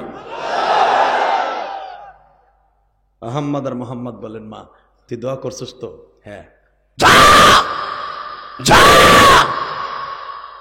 আগামীকালকে দিল্লি আসবে বেঈমান, ভারতের যেই প্রান্তেই থাকুক সমস্ত বাধাকে ছিন্ন করে ওরে জাহান্নামে পাঠাবি। যা যা। 2 ভাইকে রওনা করে দিয়ে মা যায় নামাজে বসলেন। পৃথিবীর সবচাইতে বড় দোয়া হলো মায়ের দোয়া। মায়ের দোয়া যার অ্যাকাউন্টে আছে, পৃথিবীর এমন কোন শক্তি নাই তার একটা পশম সোজা করতে পারে। এটা মাথায় রাখিস যুবক। আর মায়ের বর দোয়া যার অ্যাকাউন্টে আছে, পৃথিবীর এমন কেউ নাই ওরা শান্তি দিতে পারে। আহম্মদ আর মোহাম্মদ গুজরাট থেকে, পরানপুর থানা রহমতপুর গ্রাম থেকে দৌড় শুরু করলেন। আর ওই জামানার গুজরাট শহরে মুখ্যমন্ত্রী ছিল বাবু লালমোহন সেন। উনিও ইনভাইটেশন লেটার পেয়েছে, ওনাকেও যেতে বলেছে সরকার। উনি লেটার পেয়ে যাচ্ছে পাজারু গাড়ি দিয়া, আর ওরা 2 ভাই যাইতেছে আদম গাড়ি দিয়া। 2 ভাই যখন দৌড়াচ্ছে, বাবু লালমোহনও গাড়িতে যাচ্ছে। ঠিক সন্ধ্যা ঘনিয়ে আসছে। আসরের নামাজের পরে মাগরিবের কিছু আগ মুহূর্তে দেখে ড্রাইভার হরিপদ রূপে পলাশ ডেকে ডেকে বলতেছে, স্যার একটু লুকিং গ্লাসের দিকে তাকিয়ে দেখেন, 2টা দেবতা আসতেছে। তো আল্লাহুম্মা আমিন। রব্বানা বিসনা ওয়া ইল্লাম তাগফির লানা ওয়া তারহামনা লানাকুনান্না মিনাল খাসিরিন। আমার নামের ব্যারাকেটে জেহাদি লেখা আছে। ওই কুসুর কুসুর আজ আমি করতে রে না, হুন্নু তৈরি নামি। রেডি? রেডি? এই যে এ ভাই এখনো যাও কই? ও গেলে কিন্তু আমি মস করবো না, ধাক্কা দিব। যাক গা, যাক যাক যাক। আর জানি কেউ না উঠে আলহামদুলিল্লাহ বলেন তো। চলে যাবেন না তো? আর মাত্র 5টা মিনিট বসেন, 5 মিনিট পরে আমি বিদায় নিয়ে চলে যাব না। রেডি? বলেন তো আল্লাহু আকবার। এটা কারে খুশি করছেন? এটার অর্থ কি বাজান বলেন? কি অর্থ? মাশাআল্লাহ, আল্লাহ বড়, আল্লাহ মহান। আল্লাহু আকবার ধরে বলেন। এই আল্লাহ মহান এই শব্দটা আমাদের জন্য কেন ফরজ হয়েছে? যখন কোন মুসলমান আল্লাহ মহান করে দাঁড়ায়, আল্লাহ বলে আমি তোরে আর ছোট রাখবো না, আমি তোর জীবনের গুনাহ মাফ করে দিয়ে তোরে প্রধানমন্ত্রী শেখ হাসিনা খালেদার দিকে এরশাদের চাইতে বড় করে দিলাম। যদি তোর নেক আমল ঠিক থাকে আর তাদের নেক আমল যদি কম থাকে। আলহামদুলিল্লাহ বলেন। তাহলে বলেন আল্লাহু আকবার। মাশাআল্লাহ। স্যার একটু লুকিং গ্লাসে তাকায় দেখেন কি দুটো দেবতা আসতেছে, দেবতা। বাবু লালমোহন তো আকাডা, বুঝেন না? সে লুকিং গ্লাসে তাকায় বলে গাড়ি ব্রেক কর। গাড়ি ব্রেক করছে, গ্লাস নামাইয়া, সাইড গ্লাস নামাইয়া ডাক দিছে, এই তোমরা কি মানুষ না দেবতা? আহমদ আর মোহাম্মদ দেখলো এটা তো আমাকে নিয়ে শিরক করতেছে, ধাম করে দাঁড়ায় বলে আইয়াম মুসলমান। মুসলমান দেখতেছি তো পাগড়ি আছে, টুপি আছে, দাঁড়িয়ে আছে, ছোট্ট ছোট দাঁড়িয়ে আছে। তোমার নাম কি? আহম্মদ। তোমার নাম কি বাবা? মুহাম্মদ। তখন বাবু লালমোহন বলতেছে, দুঃখের বিষয়, তুমি আহম্মদ আর মোহাম্মদ, তোমার নবীর নামে নাম থাকতে Mohammad and the perfect. Muhammad হলো সারা পৃথিবীর পথ প্রদর্শক, এই নামের অর্থ। এই নামের এত সুন্দর অর্থ থাকতে তোমার নাম মোহাম্মদ আর আহম্মদ থাকতে তোমার নবীরে গালি দিয়া এই ভারতবর্ষে কেমনে সাইরে যায়? তোমরা মুসলমান কেমনে চাইছে দেখো। আহম্মদ আর মোহাম্মদ বলে, আপনি কই যাইতেছেন বাবু? আমি দিল্লি যাব। তোমরা কোথায় যাবা? বলে আমিও তো দিল্লি যাব। হ্যাঁ আমিও দিল্লি যাব, তুমিও দিল্লি যাবে। তোমাদের কাজটা কি দিল্লি যাবা? দিল্লি যাবা কি কয় মাস আগে দৌড় শুরু করছো? আকাডায় কয় কি? দুপুরের ভাত খাইছি, মার কাছ থেকে দোয়া নিছি, দৌড় শুরু করছি। আমি বলি নাই, কোরআনে কি বলে শোনেন, যারা আল্লাহর জন্য কাজ করবে কি বলে, ইয়া আইয়ুহাল্লাযীনা আমানু ইন তানসুরুল্লাহা ওয়া ইয়ানসুরকুম ওয়া ইউসাব্বিত আকদামাকুম। আলেম ওলামা আপনারা দেখেন, এখানে হাতের কথা বলে নাই, ওয়াসাব্বিত ইয়াদাকুম বলে নাই, ওয়াসাব্বিত আকদামাকুম, পায়ের কথা বলছে। তুমি আমার নবীর লাইগের, আমার আল্লাহর লাইগের রাস্তায় নামবা, বেঈমান গুলার কুত্তার মতো পিটানের লাইগে লাঠি হাতে নিবা, তোমার পাও দুইটাকে আমি আল্লাহ শক্তিশালী করে দিব। কে বলেছে? ওয়াসাব্বিত আকদামাকুম, তোদের পাও আমি শক্তিশালী করে দেব। আমি কইছি? কে কইছে? জোরে কন, আরো জোরে। রেডি রেডি, দেখা যাবে এবার। এই আহম্মদ আর মোহাম্মদ বলে, আমরা সকালবেলা দোষ শুরু করি নাই, দুহারে দোষ শুরু করছি। বাবু লালমোহন যদিও হিন্দুর ছেলে, বুদ্ধি আছে না নাই? এটা আমাগো দেশের আকাডা মন্ত্রী না, ব্রেক ড্যান্স দেয় হাঁটার সময়, ব্রেক ড্যান্স। হে আবার যাইয়া হিন্দুকে প্রতিমার কাছে যে বলে আনিসুল হক আইন মন্ত্রী, এই যে এই মাহুন দাদা, এটা কি কইছে হনেন নাই? প্রতিমার কাছে যে আপনারা যখন প্রতিমার কাছে কিছু চাবেন, আমার জন্য কিছু চাইেন। সি সি সি সি সি, নাউজুবিল্লাহ সরে বলতে পারলা না? কষ্ট হইতেছে? আর মাত্র 3 মিনিট পরে বিদায় নিব। জোরে কোন আল্লাহু আকবার।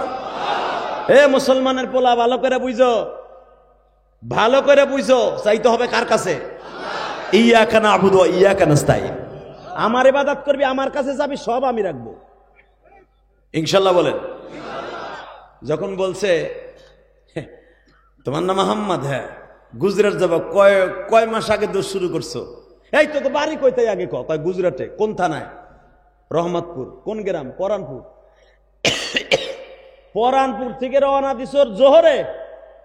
হ্যাঁ, বিশ্বাস হয় না? হরিপদ বলে, স্যার এই দুইজনের থামাই রাখা যাবে না, আমি এই লুকিং গ্লাসে দেখছি এবার আধা ঘন্টা আগের থেকে দৌড়াইতেছে। স্যার আমি যত পিক আপ বাড়াই ওদের দৌড়ের স্পিরিট তত বাড়ে স্যার, তত বাড়ে স্যার, তত বাড়ে স্যার, তত বাড়ে স্যার। স্যার আমি আপনাকে আগে বলি নাই, অনেক আগের থেকে দেখেছি, অনুধাবন করতে পেরেছি। আমার গাড়ির স্পিরিট যত বাড়ে ওদের দৌড়ের স্পিরিট তত বাড়ে, তত বাড়ে স্যার, তত বাড়ে। ওয়াসাব্বিত আকদামাকুম, ওদের কদমের শক্তি তত আল্লাহ বাড়ায়। আমি পাও দিয়ে অ্যাক্সিলেটর চাপি, আর ওদের অ্যাক্সিলেটর মালিক বাড়ায়। আমার কথা না কোরআনের কথা? আহমদ আর মোহাম্মদ বলে, ঠিকই দেখেছেন, আমরা আল্লাহর জন্য মাঠে নামছি, আল্লাহ আমাকে কদম শক্তিশালী করে দিয়েছে। আহম্মদ তোমরা কোথায় যাবা বাবা? আপনি কই যাবেন আগে কোন? তোমার নবী কি নিয়ে একটা বই লিখেছে, তোমাদের মুসলমানরা লঙ্গিলা রসুল, ওই বদমাশকে আগামীকালকে পুরস্কৃত করবে, ওই অনুষ্ঠান আমি দেখার জন্য যাচ্ছি। এইবার আওয়াজ দিয়ে এত সময় দেন না, এইবার রেডি হন। রেডি? সঙ্গে সঙ্গে আহম্মদ দেখেন ইমান তাজা কারে কয়, টান দিয়ে চাদরের ভিতর দিয়ে তরবারি বের করে কয়, তোরে আর যাইতে দিব না, তোরে আর যাইতে দিব না। তুই যাবি ওই অনুষ্ঠানে আর আমরা চাইছে দেখমু, আমরা ওই পর্যন্ত যাইতে পারবো কিনা যেন আগে তোরে শেষ করে লই, তোরে পাড়া বলি আগে দিয়ে লই, তারপরে যা হবে, তারপরে যা হবে তোরে আগে বলি দিয়ে লই। বাবু লালমোহন বলতেছে, বাপ আমি এই চোখ দিয়ে দেখছি, এই চোখ দিয়ে দেখছি তোদেরকে ভগবান সাহায্য করছে। চুপ! ভগবান কবেন আল্লাহ ক? হ্যাঁ আল্লাহ বলেছে যারা আমার জন্য কাজ করবে, হে বলতেছে আল্লাহরা আমার জন্য কাজ করবে, এটা আমাদের ধর্মেও আছে, তাদেরকে আল্লাহ সাহায্য করবে।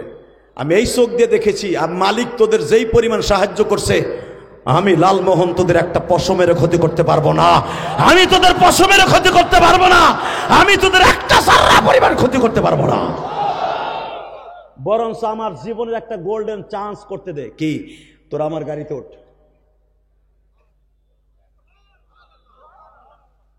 তারপরে আহমদ আর মোহাম্মদ বলতেছে রসুলের হাদিস, আল মুশরিকিনা বা'আল আল বাস, এক আকাডা এক হিন্দু আর এক হিন্দুর বন্ধু, মুসলমানের শত্রু।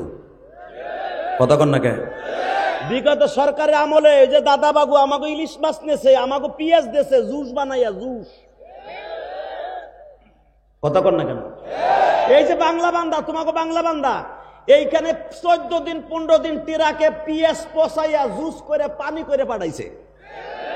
কারণ আমার আল্লাহর রসুলের কথা, হিন্দুরা কোনোদিন তোমাদের বন্ধু না, কারণ তারা তো টাকা আগেই নিয়ে নিছেন, পচলে এখন নাইরা খাবি ধরাই চিংকিম পাকা চি চি চি, ওরা তো মনে করে বাংলাদেশ অগো।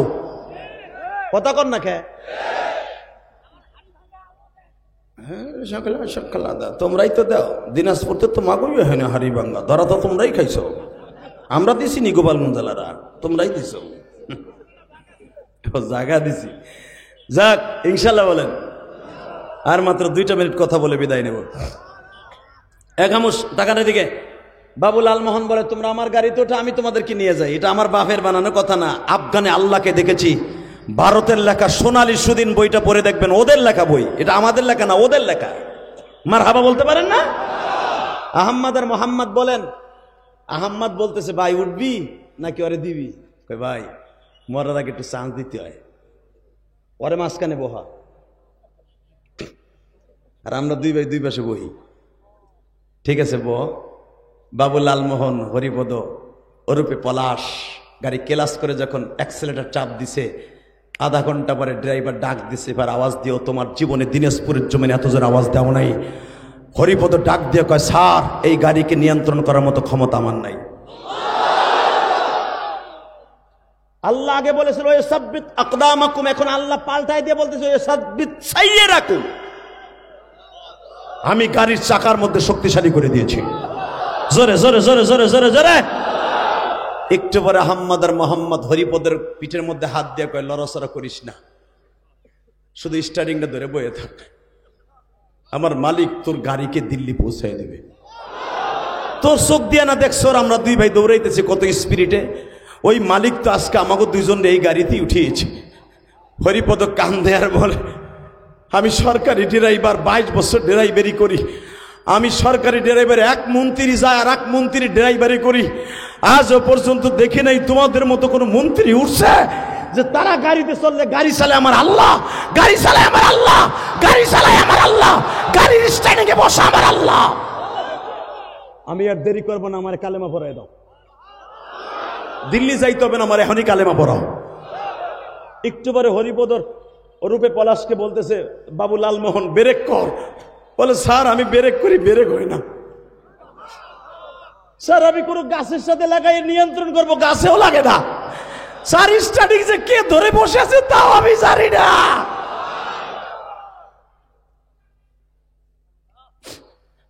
বাজান রে, বেশি দিন আগের কথা নাই দাদা, মুদি তুমি ভালো করে বুঝো।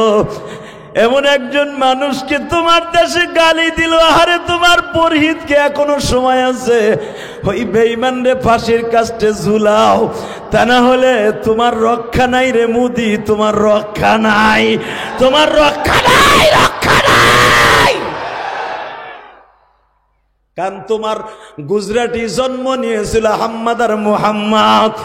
বাজানা কোন দিলটা নরম করে গভীর রাত্রে আমার মৌলারে দেখায় দাও। আহম্মদ আর মুহাম্মদ গাড়ির মধ্যে বসে চোখটা বন্ধ করে রুমালটা চোখের মধ্যে দিয়ে কান্দে আর বলে, মালিক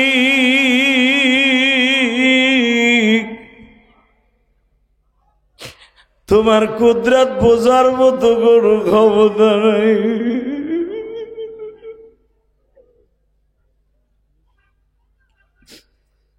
হরিপদ কালেমা বলল, বাবু লালমোহন বাবা অর্ধেক কোমরের মতো মুসলমান হয়ে গেছে। ভারতের লেখা সোনালী সুদিন বইটা পড়ে দেখো বাবা, আহম্মদ আর মুহাম্মাদের গাড়ি যাওয়ার কথা সকাল 8টায়, সেই গাড়ি যায় রাত 7টায়। বাবু লালমোহনও কান্দে, ওরূপে পলাশও কান্দে। বাবু লালমোহন বলে, আহম্মদ রে, জীবনে আমি এতদিন এমপি মন্ত্রীর দায়িত্ব পালন করছি রে কলিজা, কোনদিন তোদের মতো ভালো মানুষ পাই নেই। বাজান আমি তোদের সহযোগিতা করব, কারণ ওই স্টেজে আমি ছাড়া কেউ যাইতে পারবে না। আমি স্টেজে উঠিয়া সর্বপ্রথম মাইক্রোফোন হাতে নিয়ে ডিক্লার দিব, সুধীমণ্ডলী, সুদূর গুজরাট শহর থেকে আমার নির্বাচনী এলাকা, ওখান থেকে 2টা যুবক আসছে রঙ্গিলা রসুল বইয়ের লেখককে পুরস্কৃত করার জন্য। এ আমার দিনাজপুরের কলিজার টুকরা ভাইরা রে, তোদের যদি এই মুখটা ফাইরা দেখাইতে পারতাম গো, আমার জীবনে যতবার এই ওয়াজটা করছি আমি নিজের চেক দিয়ে রাখতে পারি নাই। কেন আমি গুনাহগার, গুজরাটে আমার জীবনে 5 বার গেছি বাবা। আহম্মদ আর মুহাম্মাদের কবরের কাছে যদি এখনো দাঁড়ানো যায় রে, সেই গুজরাটের আহম্মদনগর তাদের 2 ভাইয়ের নামে, ওই মসজিদের পাশে 2টা কবর আছে বাবা। এখনো ওই কবরের দিকে মনে হয় জান্নাতের খুশবু আসে গো বাবা। 2টা হাসনা হেনা গাছ আছে, রাত্রে তাদের ওই গাছের থেকে এত ঘেরান বের হয়। এ আমার ইসলামী আন্দোলন সংগঠনের বাইরা, কে কোন দল করো জানি না, ছাত্র শিবির করো, কে ইসলামী আন্দোলন করো, ছাত্র মজলিস করো, শুধু একটা আওয়াজ দিয়ে দেখায় দিবা, বাংলার জমিনে সব মাইনা নিব, নবীরে গালি দিল কল্লা উড়ে দিব, ওর কল্লা উড়ে দিব, কে কে রাজি আছো আল্লাহকে তো হাত তুলে দেখায় দাও গভীর রাত্রে।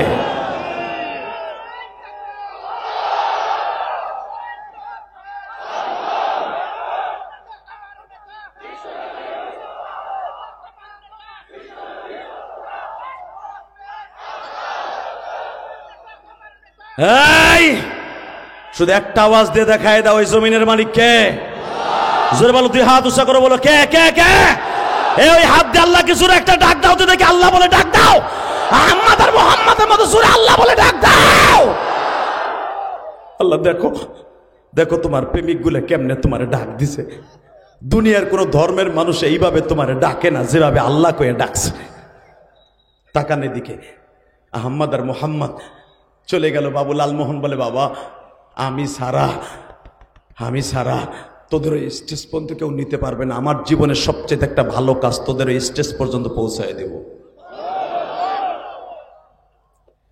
অনুষ্ঠান শুরু হওয়ার কথা সকাল 10টায়, শুরু হলো 11:30টায়। ওদের লেখা বই সোনালী সুদিন।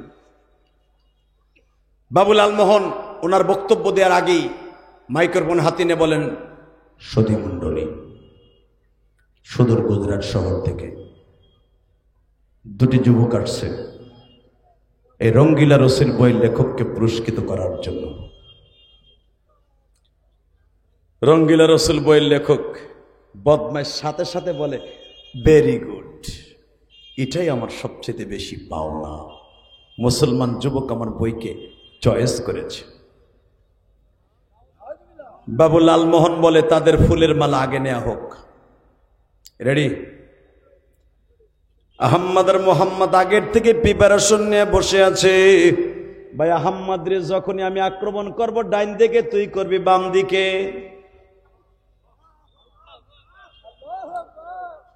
বাবু লালমোহন বলতেছে বাকি কাজ আমি করবো।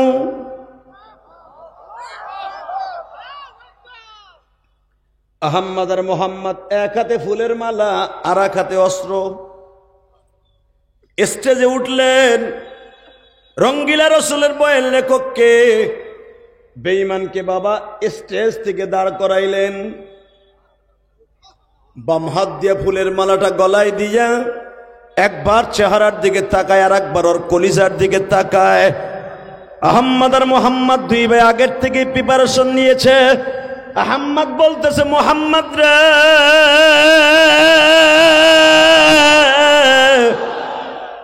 সুযোগ যায় রে বাবা, তোমাদেরও সুযোগ যায়, সুযোগ যায় রে বাবা। এবার আওয়াজ দিও দিনাজপুরের মুসলমানেরা। আহম্মদ বললেন মুহাম্মদ রে, নারায়ে তাকবীর।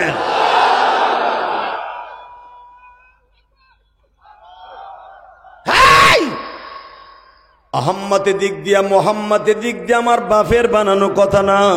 1962 সাল বাবা। আহম্মদ আর মোহাম্মদ এই বেঈমানদের স্টেজের মধ্যে ফেলাইয়া কুত্তা যেমনে মারে সেইভাবে মারলো। বাবু লালমোহন পিছনের থেকে শয়তানের চুল এইভাবে ধরিয়া ইচ্ছা মতো রিভলভার হাতে নিয়ে বলে, সদী মণ্ডলী একজন লড়াচড়া করবে না। আগেই মুসলমান হয়ে গেছি। ব্রিটিশ পার্লামেন্ট থেকে অর্ডার আসলো বাবা, আহম্মদ আর মোহাম্মদ অ্যারেস্ট হয়ে গেল। পড়িয়ে দেখো 17 মে আহম্মদ আর মোহাম্মদের রোজ শনিবার তাদের দুইজনের ফাঁসির কাষ্ট করা হইল বাবা।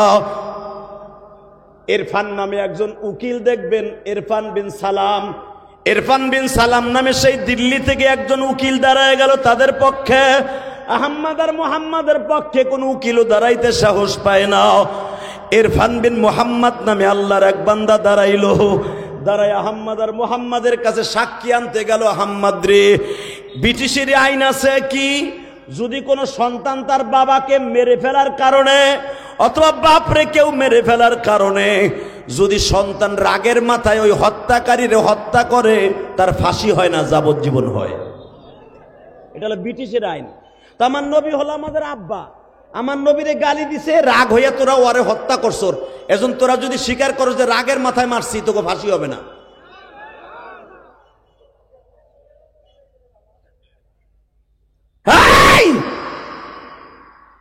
আহম্মদ আর মোহাম্মদ বললেন, ইরফান আলী কইয়াছিল এতদিন, আমরা ওকে রাগের মাথায় মারি নাই, ঠান্ডা মাথায় মারছি। এবার কানবেন, রাগের মাথায় মারি নাই, ঠান্ডা মাথায় মারছি। কারণ আমরা আমার মায়ের দোয়া নিয়ে, শাহাদাতের তামান্না নিয়ে মাঠে নেমেছিলাম। আমার মা আমাদের বিদায় দিয়ে দিছে। আমার মা বিদায়ের সময় বলছিল, আমি তোদেরকে দুধের দাবিটা ছেড়ে দিব। পৃথিবীর সর্বশ্রেষ্ঠ দাবি হলো মায়ের দুধের দাবি। অবাজান আহম্মদ আর মোহাম্মদের মা যেরকম তাদের দুধের দাবি ছেড়ে দিয়েছে, আমার জনম দুঃখিনী মা গোপালগঞ্জের জমিনে ঘুমিয়েছে, আমারও দুধের দাবি ছেড়ে দিছে। এই কোরআন হাতে নিয়ে বললাম, হুজুর দ্বিতীয় বক্তা আলেমুল আমাদেরকে বলে গেলাম, আমার মা, আমার 12 বছর বয়সে আমি খুব দুষ্ট ছিলাম। আমার মা বলছিল, ইলিয়াস রে, আমি মা তোরে বললাম, তুই যদি আলেম হস, আমি তোরে দুধের দাবি ছেড়ে দিব। আজকে আমার কথায় আপনারা হাজার হাজার মানুষ 2 ঘন্টা চাতক পাখির মতো তাকায় থাকেন। এটা আমার ক্রেডিট না, এটা আমার মায়ের দোয়া। আমার মা ছিলেন গোপালগঞ্জের ভিতরে আল্লামা শামসুল হক ফরিদপুরের হাতে গড়া ছাত্র। আমার নানা, তার ঘরে জন্ম নিয়েছে আমার মা, ওই মায়ের ঘরে জন্ম নিয়েছি আমি। আমার মা আমার খেতে খেতে বলেছিল, ইলিয়াস রে, তুই যদি আলেম হস আমি মা তোরে দুধের দাবি ছেড়ে দিব। তোর ওয়াজ শুনে কত মা পাগলের মতো কাঁদবো, কত যুবক তোর জন্য দোয়া করবে, কত দাড়ি পাকা বাবা তোর জন্য দোয়া করবে।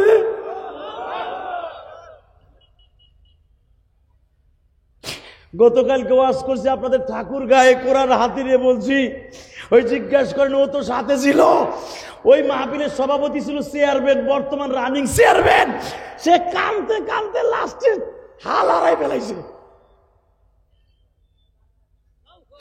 এইটা আমার ক্রেডিটটা যুবক বিশ্বাস কর, এইটা আমার এলেমের বাহাদুরি না, এটা একমাত্র আমার মায়ের দোয়া, আমার বাবার দোয়া, আমার মায়ের দোয়া ছাড়া সম্ভব না। কারণ আমার চাইতে অনেক বড় শিক্ষিত ডিগ্রিধারী বক্তা বাংলাদেশে আছে, 2 ঘন্টা ওয়াজ করলে আধা ঘন্টা পরে মাঠ খালি। আর আমি গুনাহগার যখন কথা বলি, আমার বাজানরা প্রস্রাবের ব্যাগ দেয়, পায়খানার ব্যাগ দেয়, আমার মায়েরা ওঠে না, আমার বাবারা ওঠে না, আমার যুবক ভাইরা পাগলের মতো চিল্লায়। এটা আমার এলেমের বাহাদুরি না, এটা আমার মায়ের দোয়া, আমার বাবার দোয়া। আমি আল্লাহর কসম করে বলছি, আমার বাবার দোয়া, আমার বাবার দোয়া, আমার মায়ের দোয়া। আমার বাবা বলছিল, ইলিয়াস রে, আমি দেখতেছি তুই দুষ্ট হয়ে যাইতেছিস, তুই আলেম হবি না, তুই মাদ্রাসার থেকে আইলে 3 মাসের ভিতর যাস না, আমি কিন্তু আল্লাহর কাছে নালিশ করবো তুই যদি মাদ্রাসায় না পড়স। আমার মা ভাবছিল আমি তো আর বাঁচবো না, দেখি ওরে কোন রকম ভাবে মাদ্রাসায় পাঠানো যায় কিনা। আমার যুবক ভাইরা, তোমরা যারা স্কুল কলেজে পড়ো, ওই দুঃখিনীর শূন্যস্থান কোনোদিন পুরা করতে পারবা না। যারা মায়ের দোয়া সাথে নিয়ে কলেজে যাবা, গাড়ি অ্যাক্সিডেন্ট করলে সবাই মরলে তুমি মরবা না।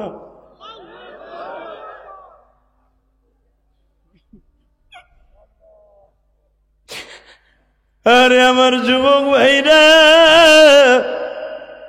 আমার মায়ের জীবনের সর্বশেষ কথা বাবা, তোমরা ইউটিউবে শুনছো, 1 প্লেট দুধ ভাতের মধ্যে আমার মা এইরকম ভাবে, বাবা আমার আব্বা এখনো গাবি পালে, আমার আব্বা কোনোদিন দুধ কিনে খায় না বাবা।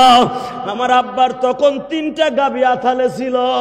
আমার মা আমাদের কাজের বুয়া দিয়া দুগ্ধ দহন করে বাবা, 1 প্লেট গরম ভাতের মধ্যে 1 গ্লাস দুধ দিয়ে মা আমার চেটকাইয়া জীবনের শেষ খাবার দিয়া দেয়। যুবক ভাইরা, আমার মা আমার গালে তুলে দিয়ে বলছিল, ইলিয়াস রে,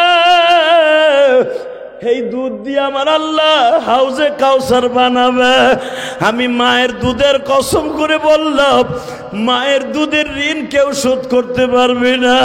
তুই আমার সাথে ওয়াদা দে, জীবনে কোনোদিন মাদ্রাসা ছাড়বি না রে বাবা। মা আমি ছাড়বো না, মা আমি ছাড়বো না, মা আলহামদুলিল্লাহ বলেন। আমার মা যখন আমার বিদায় দেয়, আমার বুকের মধ্যে 3টা চাপ দিয়ে বলছিল, আল্লাহ আমার ইলিয়াসকে তোমার কাছে রাইখে গেলাম। দ্বিতীয় বক্তা ভাই আব্দুল গফফার সাহেব, আমি একটা কথা মিথ্যা বলছি না। কমিটির ভাইরা, এ তালবে আলিম বাবাজিরা, একটা যুবক উঠিস না, তোর পাও 2টা ধরছি, তোর জীবনে এখন কাজে লেগে যাবে। আমার মায়ের সাথে দেখ তোর মার মিল আছে কিনা। আমার মা আমার বুকের মধ্যে নিয়ে বলছিল, আল্লাহ আমার ইলিয়াস রে তুমি দেখে রাখো, ইলিয়াস যদি আমি মারা যাই, আমার কবরের পাশে দাঁড়ায় তুই মাঝে মাঝে দোয়া করবি।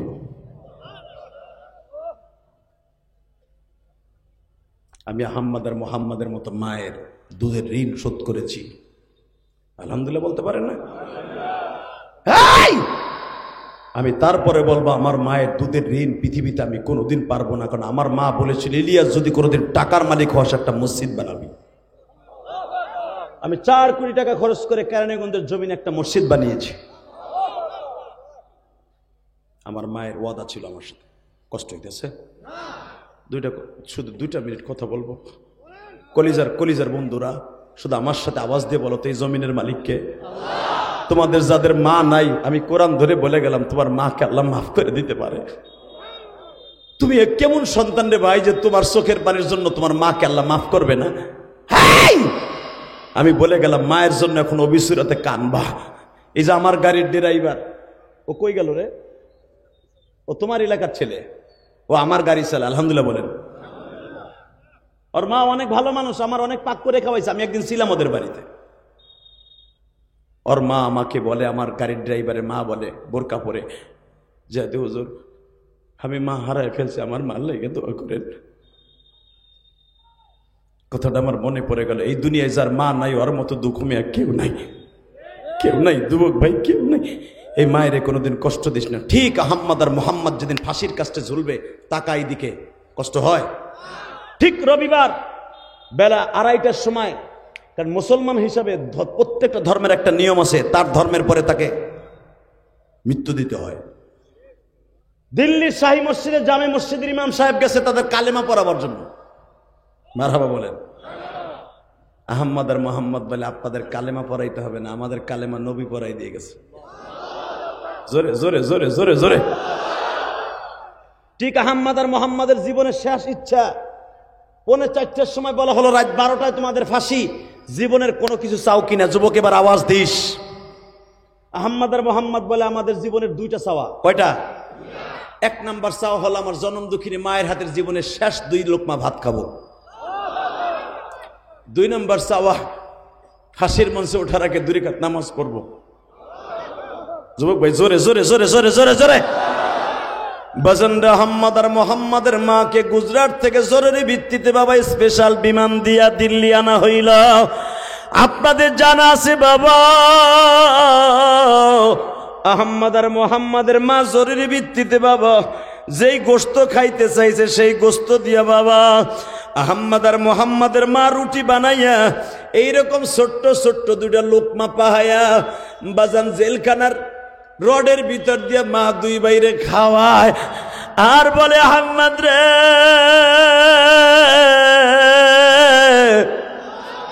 তোরা 2 লোকমা খাইতে চাইছ, 2 লোকমা খাওয়াইলাম, বাকি লোকমা আমার নবীর লাইগা রাইখা দিলাম। আমার নবী তোদেরকে জান্নাতে নিয়ে খাওয়াবে গো বাবা। শুধু যাইবার আগে 2 ভাই একটা কথা বল। মা কি বলবো?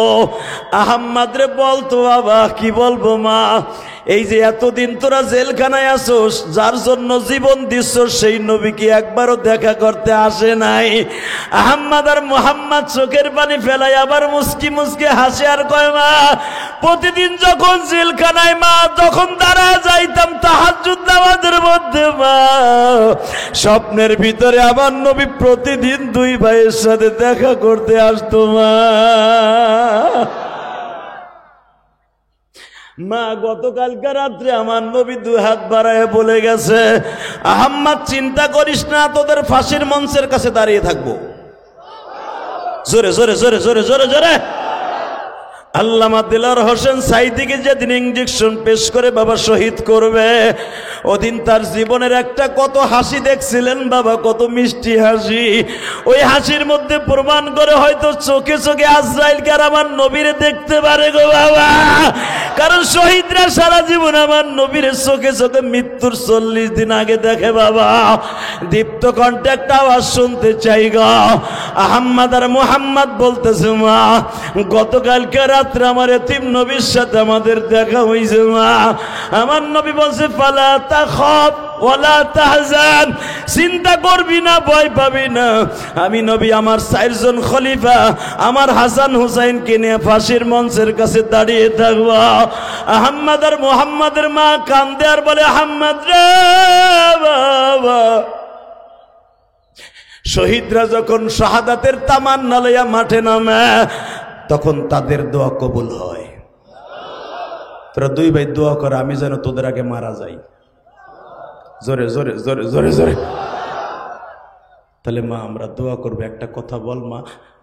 ও মা, আমি তো তোদের, আমরা 2 ভাই তোমার হক আদায় করতে পারলাম না, তুমি কি মাফ করে দিবা না মা? আহম্মদ আর মোহাম্মদের মা বলছিল, বাবা তোদের সাথে দেখা হবে রোজে মাহশারে, কিন্তু আমি মা তোদেরকে মাফ করে দিছি গো বাবা, আমি তোদের মাফ করে দিছি। কলিজার টুকরা ভাইরা আমার, আহম্মদ আর মোহাম্মদ চলে গেলেন দুনিয়ার থেকে, তোমার আমারে রাইখে গেছে নবীর আশেক হিসাবে। নবীরে যদি কেউ বাংলার জমিনে কেউ গালি দেয়, দিনাজপুরের যুবক এবার লাস্টের একটা আওয়াজ দে, জগৎ কাঁপানো আওয়াজ দে, রাত 12:30টার সময় আমার নবীর যদি বাংলার জমিনে কেউ গালি দেয় আর জায়গায় পুঁতে ফেলবো, আর জায়গায় কল্লা উড়িয়ে দিব। এই ডিসেম্বর মাসের 1 তারিখ, একটু পরেই 2 তারিখ হয়ে যাবে। কে কে রাজি আছো আল্লাহকে 2 হাত তুলে দেখায় দাও।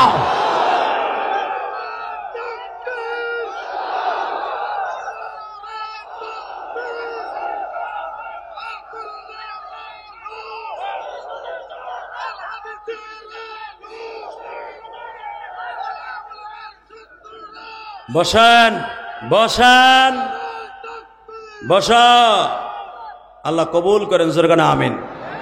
বাবা, এরকম যদি আমরা ঐক্যবদ্ধ থাকি, বাংলাদেশে আর কোনো নাস্তিক বাংলাদেশে প্রবেশ করতে পারবে না। আমাদের একতার প্রয়োজন। ওয়াতাসিমু বিহাবলিল্লাহি জামিআ ওয়ালা তাফাররাক। আমি বলি না, আল্লাহ বলছেন আমরা এক হয়ে থাকবো মুসলমানরা ইনশাআল্লাহ। যে দলই ক্ষমতায় যাক আমরা এক হয়ে থাকবো।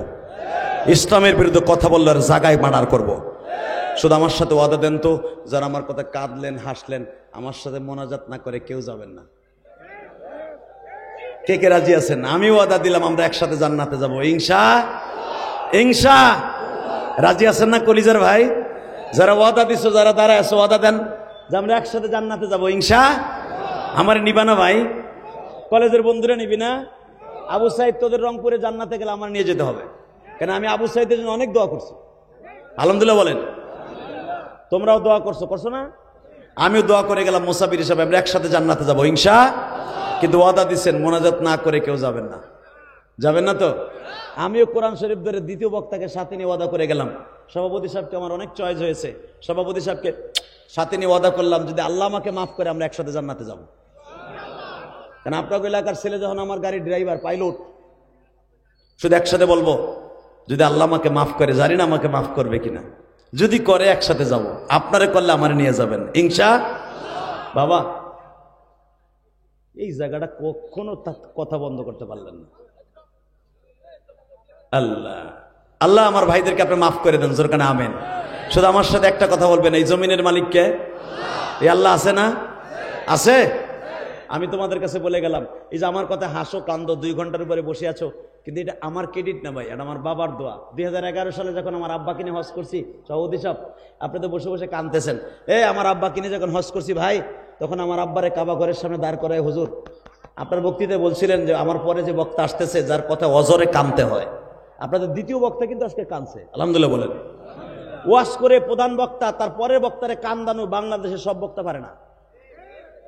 এটা যার সাথে মায়ের দোয়া সই পারবে। আমার ওয়াজে আলেমুলামাও কান্দে, আমার কলেজের বন্ধুরাও কান্দে। এটা আমার ক্রেডিট না, আমার বাবার দোয়া। দেখো আমি বলে দেই কোরআন ধরে, 2011 সালে হুজুর আব্দুল গাফফার সাহেব আমার আব্বাকে নিয়ে হজ করলাম। আমার আব্বারে কাবা ঘরের সামনের দরজাটার সামনে এইভাবে বুকের মধ্যে চাইপা ধরে বললাম, আব্বা আমার 2টা জিনিস দিবেন আপনি। কয়টা? জোরে কন। কয়টা? আমার আব্বারে বুকি নিয়ে বললাম। আব্বা বললো কি চান? আমার আব্বা কিন্তু আলেম না, আমার আব্বা আপনাদের মতো বাংলা শিক্ষিত, সে পাকিস্তান আমলে মেট্রিক পাস আমার আব্বা।